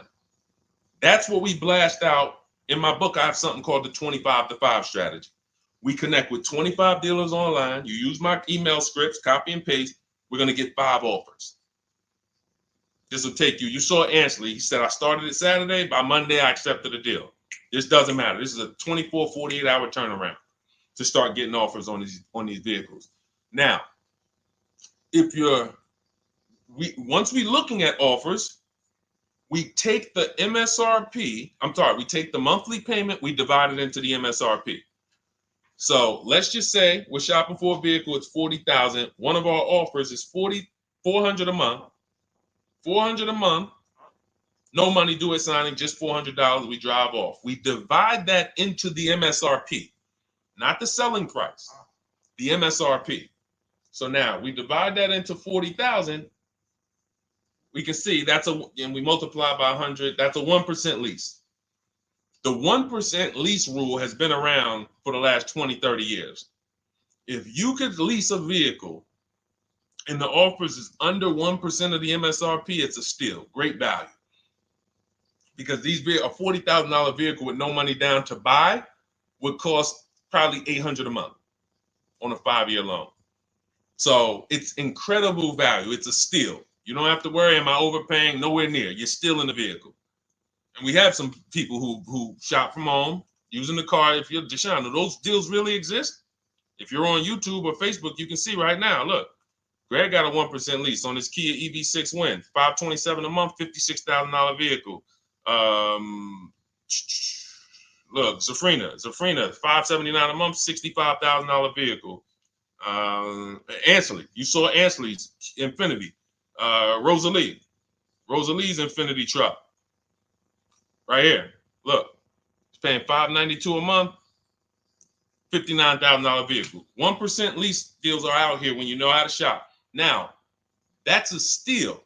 That doesn't mean that's the best. That doesn't mean, oh, if I can't get a 1% deal. In order to get a 1% deal, you have to not just shop. You need major support from the manufacturer. The lease program has to be good. The rebates have to be good. The residual value have to be good. The money factor, which is the interest rate, have to be good. There's a lease program that no dealer can control. So when we get these offers, that's how we're judging them. Divide the monthly payment into the MSRP. In my book, I have a calculator that I created where we put all our offers into it, and then it spits out what we call counter offers. So we get 5 offers, 7 offers. We put them all into this calculator I created. Again, this is the best $24. If you get there for $24 before that 30-minute timer and you get your copy, it'll be the best $24 you ever spent. I hold myself accountable to that. You can Google the book and read the reviews. There's software that we created that that's how you're judging your leases. You're looking and you're comparing to the 1% rule. Now, when you get to 1.5%, we can't make those deals. We're paying too much for a vehicle that we're giving back. We have to see, there was no indicator before I created the 1.5% rule. As much as I love educating people on leases, the only people who should be leasing is if you're not keeping your cars 8 years. All of you long-term people who are like, you keep your cars more than 8 years, don't think about leasing at all. You should be shopping for below market purchases. But if you're not keeping your cars 8 years, you're losing thousands of dollars not leasing cars. Depreciation is where you lose. Resale value is where you lose. So the 1% rule is what our anchor is, but 1.2 is great value. 1.3, great value. 1.4, good value. 1.5, good value. Anything over 1.5, now we're paying too much for a vehicle that we're giving back. So that's how we're judging. That's how we're judging and comparing our lease offers. And with the calculators that are in my book, you can literally do this in seconds. This stuff, these mathematical things that used to be complex, even hard for me to explain, when you're using the stuff in my book and you're seeing, wait, man, there's calculators, I can do this, boom, boom. Why don't these calculators exist on Google? Because anything that makes dealers compete, they're not going to make for you. They'll make stuff for you that allows you to see more and do this and make it easier and faster and connect to get a loan quick. But competition, any tools that create competition, they're not going to make those for you, because that's where the real money comes off, when you make dealers compete. Okay, so you want your copy of Cars from Home, 7 Steps to Saving Time, Money, and Avoiding Dealerships. Click the picture of me on Instagram or TikTok. It's going to take you to my bio. You won't leave the broadcast. Click that link and then click the button that activates the 75% off, and you'll have 30 minutes. Once the timer goes to 0, the $97 price is what you have to pay if you want it. It's up to you, but $24 is much better than $97. $97 is still a great price. I have no doubt that you guys would write me, especially the more you use this. 1, 2 cars, 3 cars. You get 1 lease this year, a used car next year, a new car about 4 years. And Deshone, what about when websites change? What about, this is an online system. Websites go out of business. Vroom went out of business. They were in my book. We used to get bids from them. to sell cars to them. When we were shopping for used cars, they were in my multiple marketplace strategy. They went out of business. I went right into the master file, updated the 9,000 people that had a book. It was probably like 2,000, 3,000 at that particular time. And the next time people opened the book file, there was no room. That's why the book is digital. That's one of the reasons. You'll see the other reasons is I have scripts that I link you to. I have PDFs I link you to, videos I link you to. I couldn't do this with a real physical book. So again, in the YouTube comments, in the Facebook comments, we have a link for you guys to get your book at 75% off for 30 minutes and use it. All right, Dolan, shoot the next one then, brother. Let's go. How old of a used car should a person buy? That's based on budget. I like to start with when we open those marketplaces, Tony, you want to start with the most recent cars. The first thing you're doing when you open up the marketplaces, y'all, first of all, we're creating accounts. Out of all those marketplaces I named, 6 or 7 of them, we use 8. We use eBay Motors, we use Carfax.com, we use Cars.com, Autotrader.com, CarGurus.com, Carvana, CarMax, Driveway, and that's 8.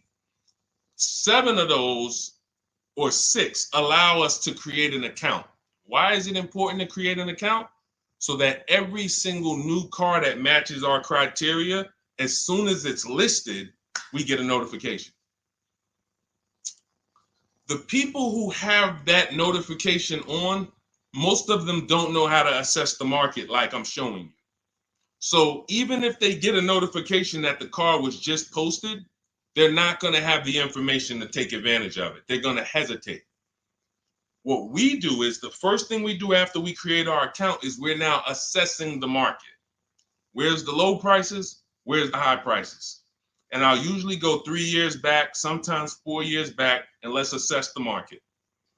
Now, I have another calculator in the, matter of fact, let me show this to you guys. I have another calculator.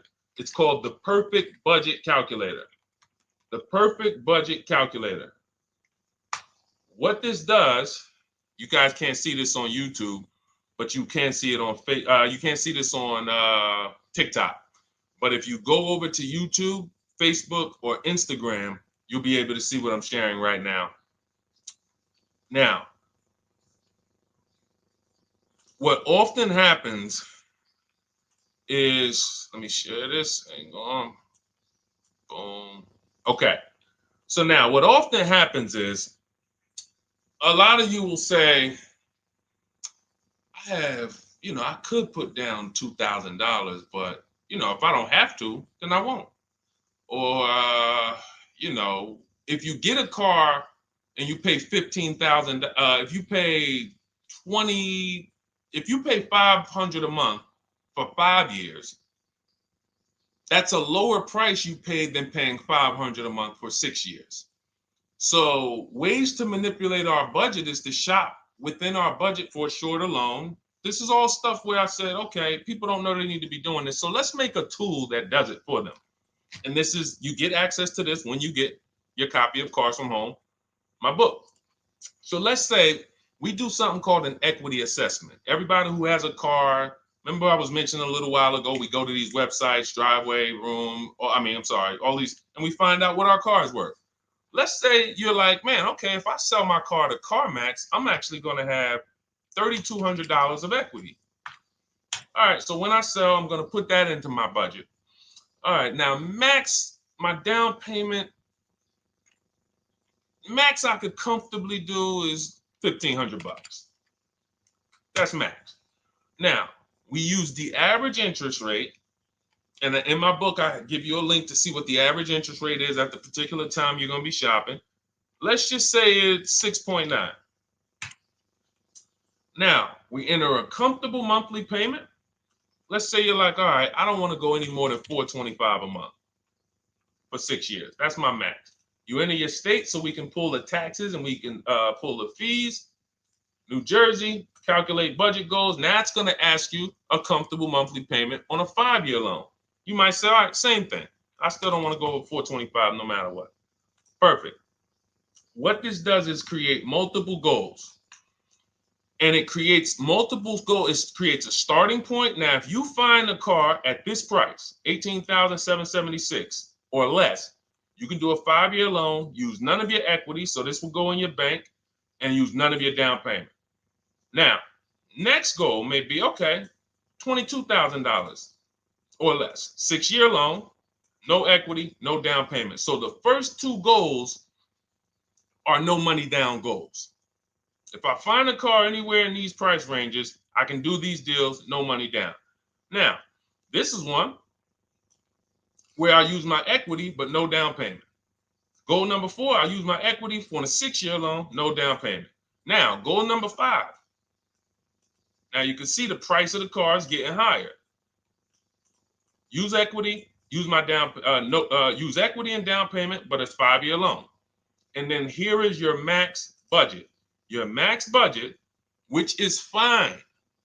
There's nothing wrong with if you find a vehicle that, once you use this and you find the best price vehicle, as long as you are under this number, you are fine.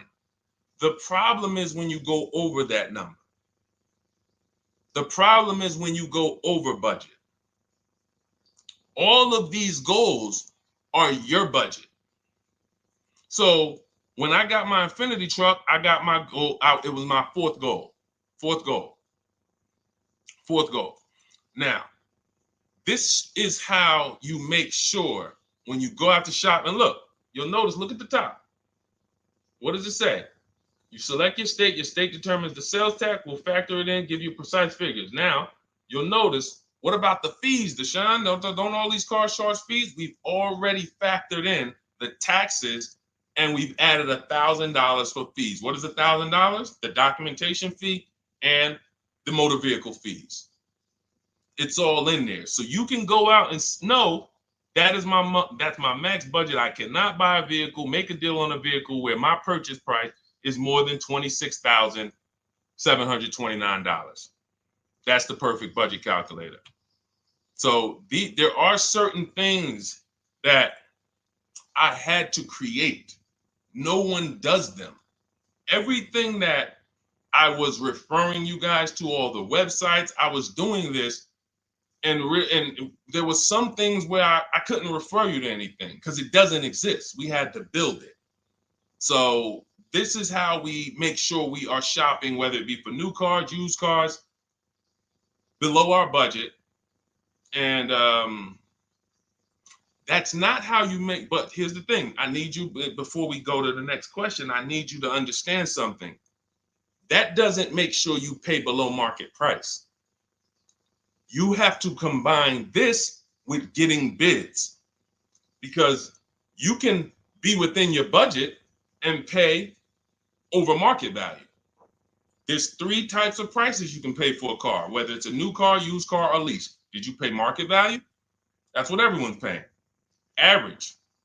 Did you pay over market value? Our only deals we make are below market value. And the way that happens is through bidding and creating a marketplace around you where all these people are competing for your business. That is how you combine that with the budget. This will keep you below your budget, but it does not guarantee. If I gave this to you, all of you would be like, this is great. I'm never going to go over my budget again.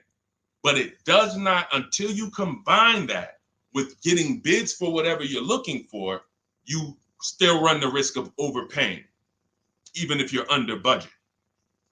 Okay? Clear? Type $ if you're all clear before we move to the next question. And there's no way for us to do this manually. If there was a way that you could do this manually, trust me, I would have told y'all to saw me make a video about it all day on my social media. There was just no way. We had to build software. In my book, you guys will have access to at least 5 calculators for counter offers for new cars, true value discounts when you put the new price you put the original new price of the used car deal, whatever used car you're buying, you put the new car price in, and then you put in the asking price, and it tells you the true value discount, perfect budget calculator. We have at least 5 softwares that I've custom built, and to make sure you guys get great value. So again, I didn't want to be the person who said, you guys know, there's plenty of people who be like, man, the value I'm giving you guys, I'm gonna charge $2.99 for the book. Whatever. The people who pay, they'll save the money. And the people who pay, there'll be some people, because some people are gonna pay, they just see value. Poor people look at cost.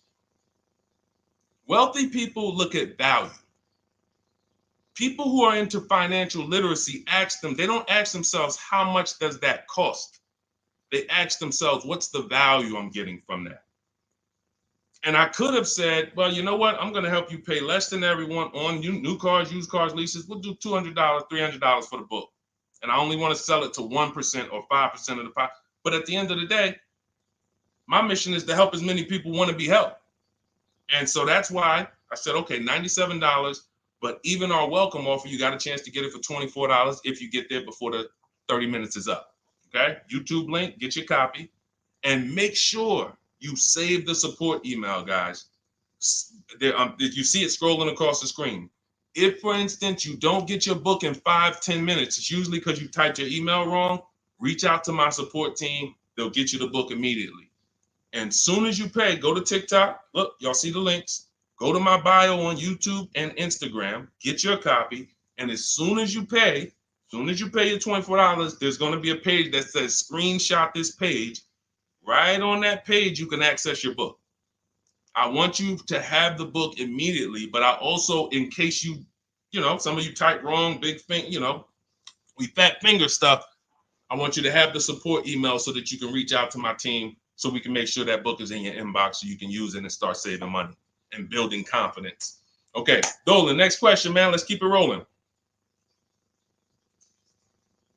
Okay, there's something about Mary on Instagram. I bought a car as is, and in less than a month, motor lock. Can I sue for selling me a lemon? I'm not a lemon law attorney, but that is not what a lemon law case is based off of, in my understanding. Lemon law case is based on you buying a vehicle and the same thing continuing to go wrong at least 3 times. That's a general overview of, what the lemon law process is. And if y'all are enjoying the broadcast on TikTok, can y'all just double tap the screen and keep running those likes up? Every time y'all do that, y'all help TikTok bring more people here, and I appreciate it. If you're going to spend some time with us and, every time just you hear something you like and you're like, man, we got to share this. Oh, and shout out to Madhu for sharing.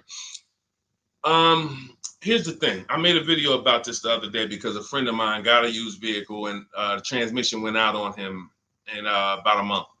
So it wasn't the engine.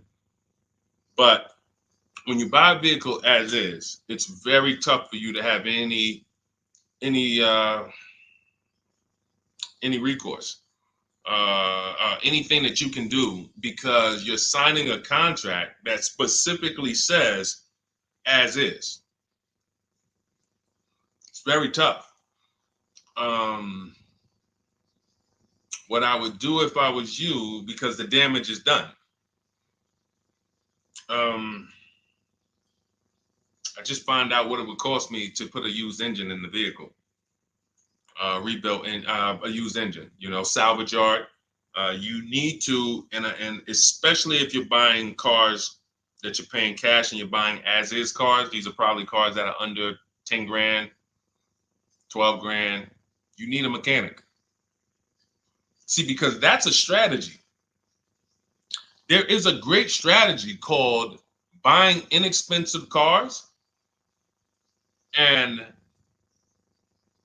having a local mechanic so you could do what's right. Oftentimes you could drive those cars for a year or two and sometimes sell them for what you got for them because you've outlived the depreciation. Those cars are not depreciating as much unless you overpay for them. If you overpay for it, then it's going to drop because you overpaid for it. But if you pay a great price on some of these vehicles, you can oftentimes win with this, but it requires skills. One of the skills is, how do I avoid engine issues, transmission issues? So a couple things. for those of you who may be going this route, you need to narrow your search down thoroughly based on title history, service records, accident history. That oftentimes you'll see, if I typed in right now 2018 Subaru Outback longevity. That's one of the things we do. It's in the fourth step of my book. Before we get prices on anything, we do a quick 5-minute search to make sure these aren't bad cars. There are bad cars out there, but there's data that shows us. If I type that in, it'll tell, okay, these vehicles are known for lasting 100,000 to 300,000 miles, depending on how they're maintained. That means you could have a quality vehicle, but if it wasn't maintained correctly by the first owner or owners, it's going to break down. The life cycle is cut short. These are preventable mistakes by simply checking Google. Now, we narrow these things down based on title history, service records, accident history. Once we do that, I don't mind buying a 10-year-old. I bought a car that was it's my around the city car. I drive it probably 200 miles a month. I bought it from a owner in South Orange. He was a 98-year-old man. He's had it for 10 years, and he knew everything about it. He leased it for 3 years, then he bought it. So he's really had the car for its entire life cycle. That's what you want, because you're able to look and see the service records. I don't mind. We have to take the risk off of ourselves, and the risk off of ourselves with used cars to prevent ourselves from buying these used cars that are breaking down on people, and they're always in the shop, and they're dying on the road, and you got to keep the tow truck on speed dial. It's simply a matter of checking to see the reliability records of the car, which is easily accessible on Google, the way I just said, and then making sure the one we get was actually maintained correctly. And that's going to give us the best chance of having a great experience. These are the steps we must take. But in your particular case, there's probably, I don't think you have a case. You can certainly reach out to a lemon law attorney. I don't think you have a case at all. I think because it's buyer beware with cars. It's buyer beware. That means it's on you. If something goes wrong, it's on you. And so what I would do is I would find a local mechanic that I trust, that everyone loves in the neighborhood, and I've been there for 10 years, 20 years. And I would say, listen, can you find out what it would cost me to put another engine in this vehicle? My father did this on his GMC Envoy about 6 years ago. It was a 2008 Envoy. The engine went out on him. He put a new engine in the vehicle. One of the best $2,000 he ever spent, $2,000 or $2,500, whatever it cost him. They put a new engine in that vehicle. He still has it. He's about to sell it for about $4,000. He's had that vehicle from 2013.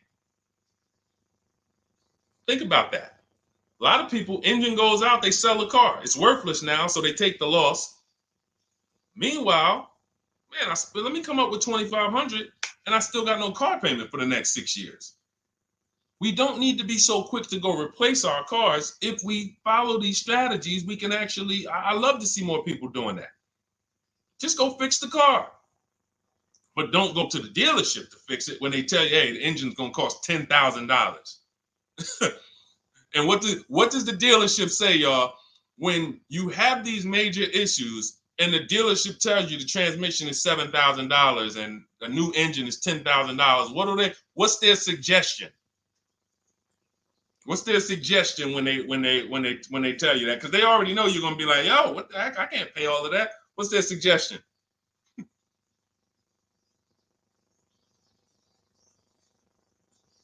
see, let me give y'all some time to type. I just want y'all to know, this is how the system works. So I know somebody. Look, thank you, J. June. Trade it in. Thank you. You see how we can? Oh, look, N.Y. Anderson, buy a new one. So what they do is, exactly, Victoria, they're going to suggest a new vehicle. So if we know, now watch this, as your vehicle is worthless, you don't have any opportunity to put it on a competitive market to see Well, how much would somebody pay for that? They've already assessed the value, and they want to structure your deal, have you take that major loss for that engine. They're going to put the engine in for a lot less than that, and they're going to resell it, and now they sold you another car. When you could have just literally went to a mechanic, got a rebuilt or got a used engine, put in that vehicle, cost you $2,500, maybe $2,000, and literally you're on the road for another couple years with no car payment, keeping money in your household versus now I'm in another $400 a month payment. Okay? This is what it's about. And if you're like Deshone, well, I don't want to keep a car that long. We talked about you earlier. You shouldn't be buying cars. Because the keepers on here who keep cars 8 years, 10 years, who has a car they've had in their driveway for more than 8 years? Type the number of years. I want to explain something we're gonna help a couple people learn a lesson here about themselves, because they're gonna be like, they're gonna realize they're not keepers. Look, look, we need to show people, because some people think, oh, I keep my cars a long time. I keep them about 6-7 years. We need to show that that's not a long time in the world of cars and depreciation. So Michael, 15 years. Michael got a car that he's had for 15 years. Let's go. Type the number of years you've had it if it's more than 8. Look, Vancia, 11 years. Let's see. See, a lot of people don't keep their cars. Look, N.Y. Anderson said, I drove my last car 14 years. All right, Connie, 15 years. She has a 2004 Chevrolet. Tony on Facebook, 2006. Now, watch this, y'all. If you ask me, Deshone, what's the way to get the most money out of a vehicle? It's to do what they're doing. Tanaya, 9 years. No, Renata, not less than 8. Not less than 8. We're trying to put you into a different cat. We're trying to help you see the category you should be in. Look, 9 years. Donna, 15 years. What's so important for y'all to see about these people is that they have beat depreciation. And that means whatever their vehicles are worth today, a year from now, they're going to be worth about the same. If their vehicles are worth $4,000 today, a year from now, they'll be able to still sell it for about $4,000. But the thing is, they're trying to get the most money out of it because the cost of replacement is expensive compared to what they're doing. No matter how much they got to pay to keep those vehicles on the road every year, a little couple $100, maintenance, whatever, it's nothing compared to going and getting a new car and bringing hundreds of dollars a month or thousands of dollars in the form of cash out of our household. And everyone's not going to do that. And that's okay. You should not be buying cars. You should be shopping for below market leases. Because again, there's 2 ways to save money. Do what the keepers do. You just saw all the keepers. We shouted out all of them.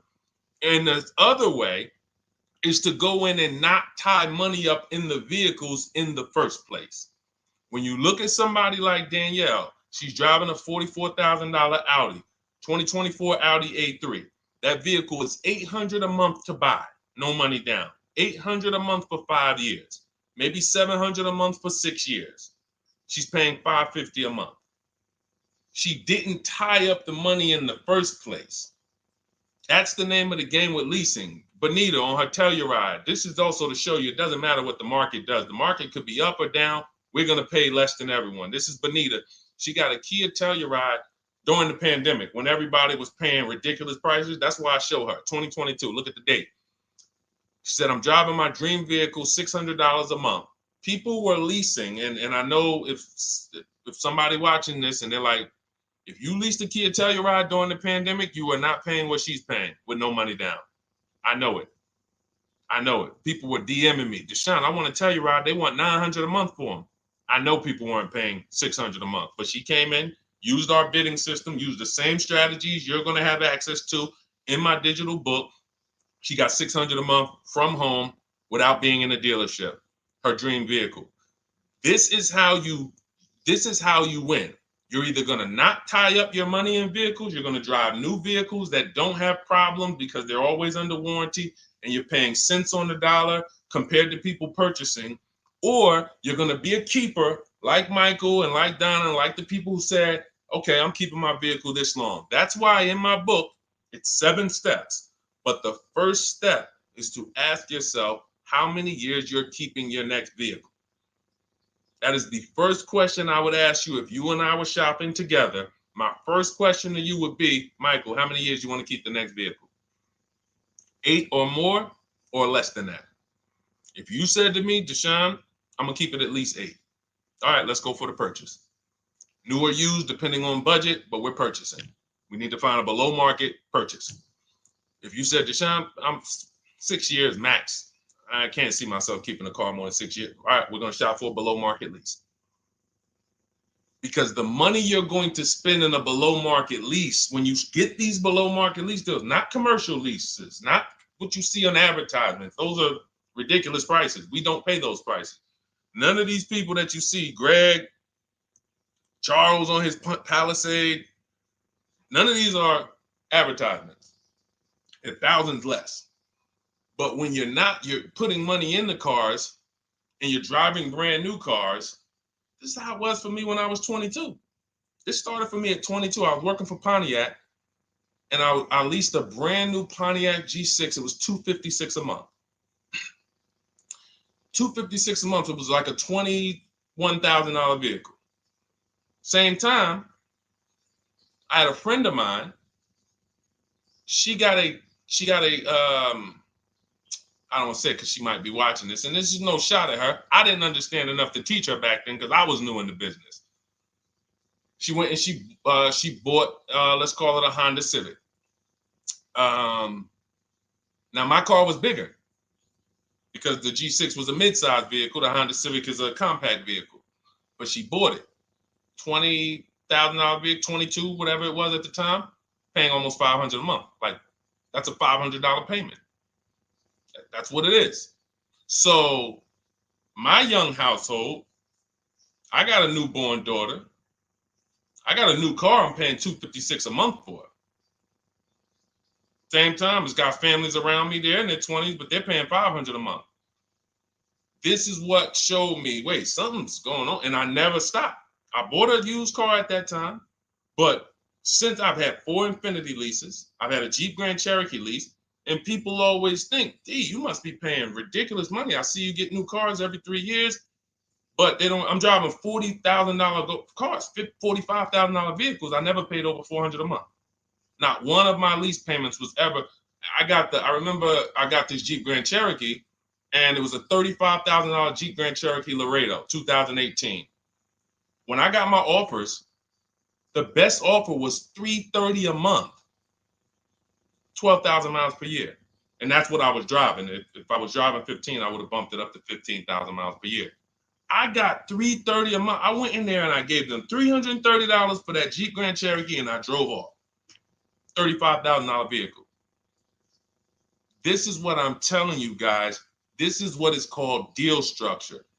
If your deal is not on the right foundation, if you buy but you should have leased, you're overpaying by thousands and thousands of dollars. And you're going to have subpar vehicles with that run out of warranty, and you're going to have the same payment. You're going to have higher payments. I need you out of these 2 categories. I need you in one of these 2 categories. I'm either going to keep my vehicle long enough to beat depreciation, 8 years or more, or I'm shopping for a below market lease. I'm not going to be stuck in the middle no more, buying vehicles and then selling them while they still have a loan on them, negative equity and all of this stuff. This is paramount. Okay, the buying versus leasing thing. I need most of you to put this to bed today. And I think I'm one of the only people that goes into buying versus leasing by the numbers. It's not opinion based. It's not, oh, I think you should lease if you're depending on the car here. It doesn't matter the car. Doesn't matter the car. You can see Teddy's, let's show Teddy's luxury. Teddy got a BMW. Doesn't matter. He wasn't going to keep it 10 years. Look, goes on a BMW 2024 i4 M50. It's a $73,000 vehicle, $856 a month. $856 a month. Look, he said the dealer's initial offer came in at $937 using the counter offer calculator. Using the counter offer calculator, he counted at $829.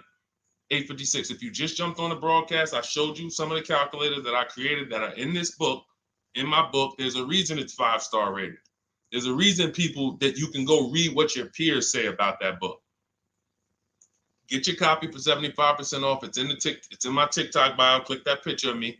Click the link. Same thing on Instagram. Go to my bio, click the link, and you'll see a button that activates the 75% off book. And if you're on YouTube or Facebook, it's in the comments section. 30 minutes only. Get your book so you can have access to all of this. Unless you just have an incredible memory and you can remember everything we talked about over the stream, but none of you can. I know none of you can. That's why, I couldn't even do it. It's just too much. We're talking about used car strategies, new car strategies, lease strategies. You guys, you're not gonna remember all of that. But anyway, let's go. All right, I think we got time for a few more. Go ahead, Dolan, keep it rolling. Make sure you guys screenshot the support page. As soon as you pay for your book, the book is on the thank you page. Remember that. I don't want you, I send you the book 2 ways. As soon as you pay, it says access your link below, open it. You can click it and save it right to your phone or computer right then and there. If you do not save it right then and there, make sure you screenshot the support page or use the support email that's scrolling through the screen. This is not for questions. Do not send me general car questions here. I don't answer questions by email. That is strictly for those of you who have your book and you're like, or you paid for the book and you're like, okay, where is it? It's usually because the email was wrong. That's okay. Hit that support email so that my team could send you the link out so that you can have your book today and start digging into it and using it. Even if you're not shopping right now, you can still map a plan out. Go ahead, Dolan, shoot the next question up.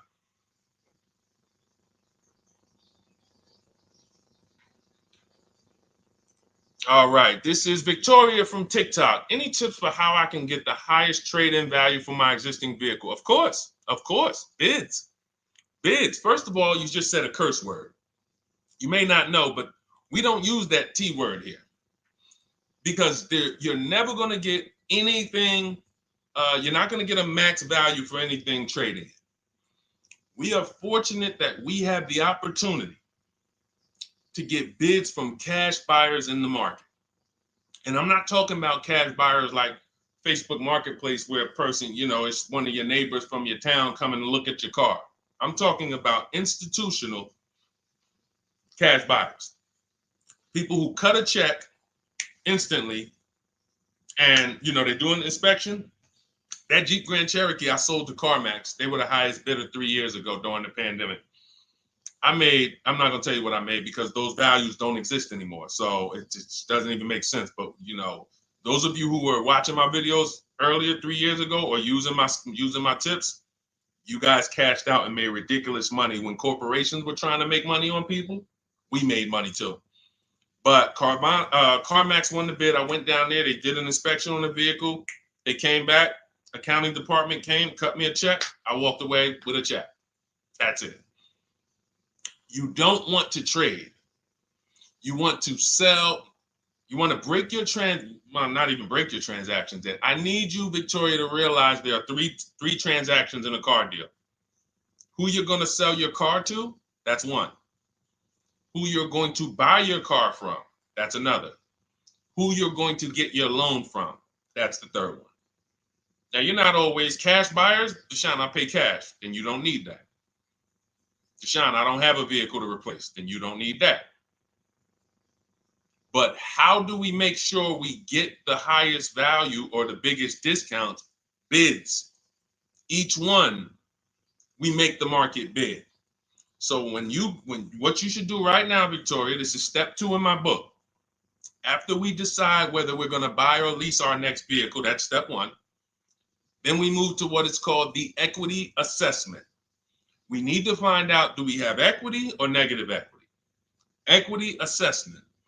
We call our bank. If we have a loan, we find out what our payoff is. Then we're going to go to carmax.com. I'm going to give you the 6 companies. This is the equity assessment process. We do this for leases too. I don't know if we have time to go into that, but I'm sure there's people on here who didn't know you could sell a lease. Type a question mark if you didn't know. Deshone, what do you mean selling leases? I never heard of that before. Type a question mark if you didn't know you could sell leases. We have an equity assessment process for that too. But what you would do is you go to CarMax, Driveway, Carvana, Kelly's Blue Book Instant Cash Offer. This takes 20 minutes. Auto Nation, Sell My Car, and Car Gurus, Sell My Car. Car Gurus, Auto Nation, Kelly's Blue Book Instant Cash Offer, Driveway, Carvana, CarMax. 6 offers in 20 minutes. That's bids. See, everything we do is a bid. That's how we have peace of mind. We don't negotiate. We make people negotiate with each other. There's 2 schools of thought. I want to remodel my kitchen. I want to remodel my whole kitchen. I go in and I have 5 people come out to give me a quote. One of them comes in and I start negotiating with them. Hey, you got to take less. Hey, you got to take less. You got to take less. I don't know if it's a good price or not. But when I come in, the first person comes in, I say, hey, okay, great. Is this your best offer? I'm having a couple other people come by. Oh, okay. Okay, thanks a lot. Next offer? Oh, next offer? Oh, well, listen, look, I could beat that. Oh, I'll give you another 5,000 off. They're competing against each other. When someone knows you are shopping their competition, you're making them compete with each other. They're negotiating with each other, not with you. That's a bar. Type of exclamation point if you got that. When people know you're making them compete with their competition, they're negotiating with their competition, not with you. That's the power of bidding. That's why we got grandmothers and single mothers that can come in and do this. That's why we got people who can come in and do this. You know, how are people getting these prices? Not negotiating, because they're making people negotiate with each other to earn their business. They're making banks negotiate with each other to earn their business. It's a beautiful thing. Banks and dealerships depend on you not making them compete. They want to negotiate with you and try to make you imagine and make you think, well, that's the bottom. That's the bottom. And you think that's the bottom, but that's only their bottom. Their competition's bottom is different. Their competition's best interest rate is different. Their competition's best discount is different. And why is what we do so easy? Because we're right here in our houses. That's why our entire system, our company, my book, our mindset is called Cars from Home. Cars from Home. It encompasses everything we do. Cars from Home. So that's what you do, Victoria. First thing you do is you go to those 6 websites, get your 6 cash offers, and that's going to be higher than any dealer you would ever consider trading the car to. Guaranteed. And this also allows us to eliminate the fake emails we get. All of this stuff is computer generated. I know you guys get these emails. Hey, Deuce, great news. We need your 2016 Kia Optima. We have a customer looking for it. We'll pay you $2,000 over MSRP. Who's gotten those emails? We'll pay you $2,000 over Kelly's Blue Book. Who's gotten those emails? Deuce, the list is CarMax, Carvana, KBB Instant Cash Offer, Driveway, Auto Nation, and Car Gurus. Car Gurus. That's step 2 in my book, the equity assessment process. This is stuff we do before we start shopping. Decide whether we buy or lease is step 1. That's going to put our deal on the right foundation. Step 2 is the equity assessment. Everything we do is a path. It's a clear, easy path. Okay, so yeah, I forgot the question that I just asked, but let's go. I could already tell. See, I could tell when I'm winding down because y'all could tell stuff will start blurring to me. That's why I'm like, see, and if that happens to me, I know it happens to you. Like that's why I'm like, listen, grab your copy of Cars from Home. It's a digital book. You'll have it in your inbox in minutes. It's continued updates. I probably updated that book 5 times since we originally launched it. Added calculators to it. Those weren't in it originally. I've added the calculators. I'm committed to making stuff better without being like, Like, imagine this. Oh, well, you bought volume 1 of Cars from Home, but I just put a new tool in, guys. Now you're going to get volume 2.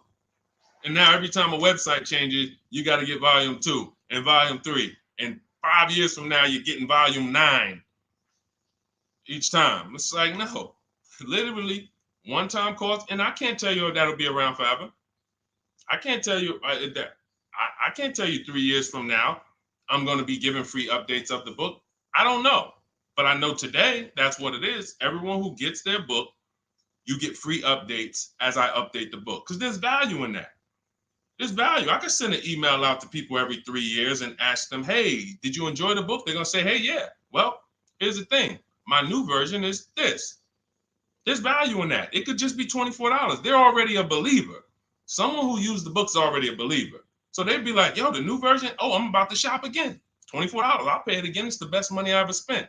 But for now, I'm not doing that. Those of you who have the book, you will get free updates, and we'll keep you on the list to make sure you always get free updates of the book. So your link for 75% off is in the YouTube comments. It's only good for 30 minutes. It's in the Facebook comments, and it's in my Instagram and TikTok bios. Click those links in my bio. Click the button that says 75% off my new book. Get there before the $97, before it goes back up to $97. And make sure you save the support email, guys. Screenshot the support email. It's scrolling across the bottom of the screen. If that book is not in your inbox in 5 minutes, I want you to email my support team. Make sure you check your spam. And I also want you to, as soon as you purchase, you'll see, I say, hey, access your book below. So there's a link where you can click, open it up, get your book immediately if you want to download it, but I also email you a copy. But make sure you save the support email just in case. And again, that email is not for questions. Okay, it's not for car shopping questions, nothing like that. That's only to make sure you get your book. Okay, so great. Listen, great job. We've been on here about 1 hour and 20 minutes. Great questions. You guys know I like to go into detail in these questions. I would love to be able to get through 100 questions in 1.5 hours, but that's just not the way it works. We're not talking about buying, $100 items here. If we were talking about house buying, we'd have to go into detail. These are major items. This is the most expensive item y'all are going to buy behind your house. Think about that. And think about how many people are there to protect you when you buy a house. Think about how many people have licenses. See how that question got asked earlier? Can they sue if it was a house and they did you wrong? Sure. You can go before the real estate commission. People can lose their license. People can lose their ability to practice real estate. If they did something unethical, you can bring them before a court and a judge, and you can have recourse. You can get, justice. Cars, you got nobody. No one's licensed. The person who's helping you buy your car that you're sitting there negotiating with, which I want you to stop, they might have just got that job. And they didn't get that job because they're a finance expert and they're someone who understands how to help you, because they're not going to ever make you compete against. They're never going to put you in a position where you can make them compete. They'll say, hey, let's negotiate. But here's the thing. That person just got a job because, you know how many people walked in a dealership with a good smile and a good personality? 2 weeks later, they're selling cars.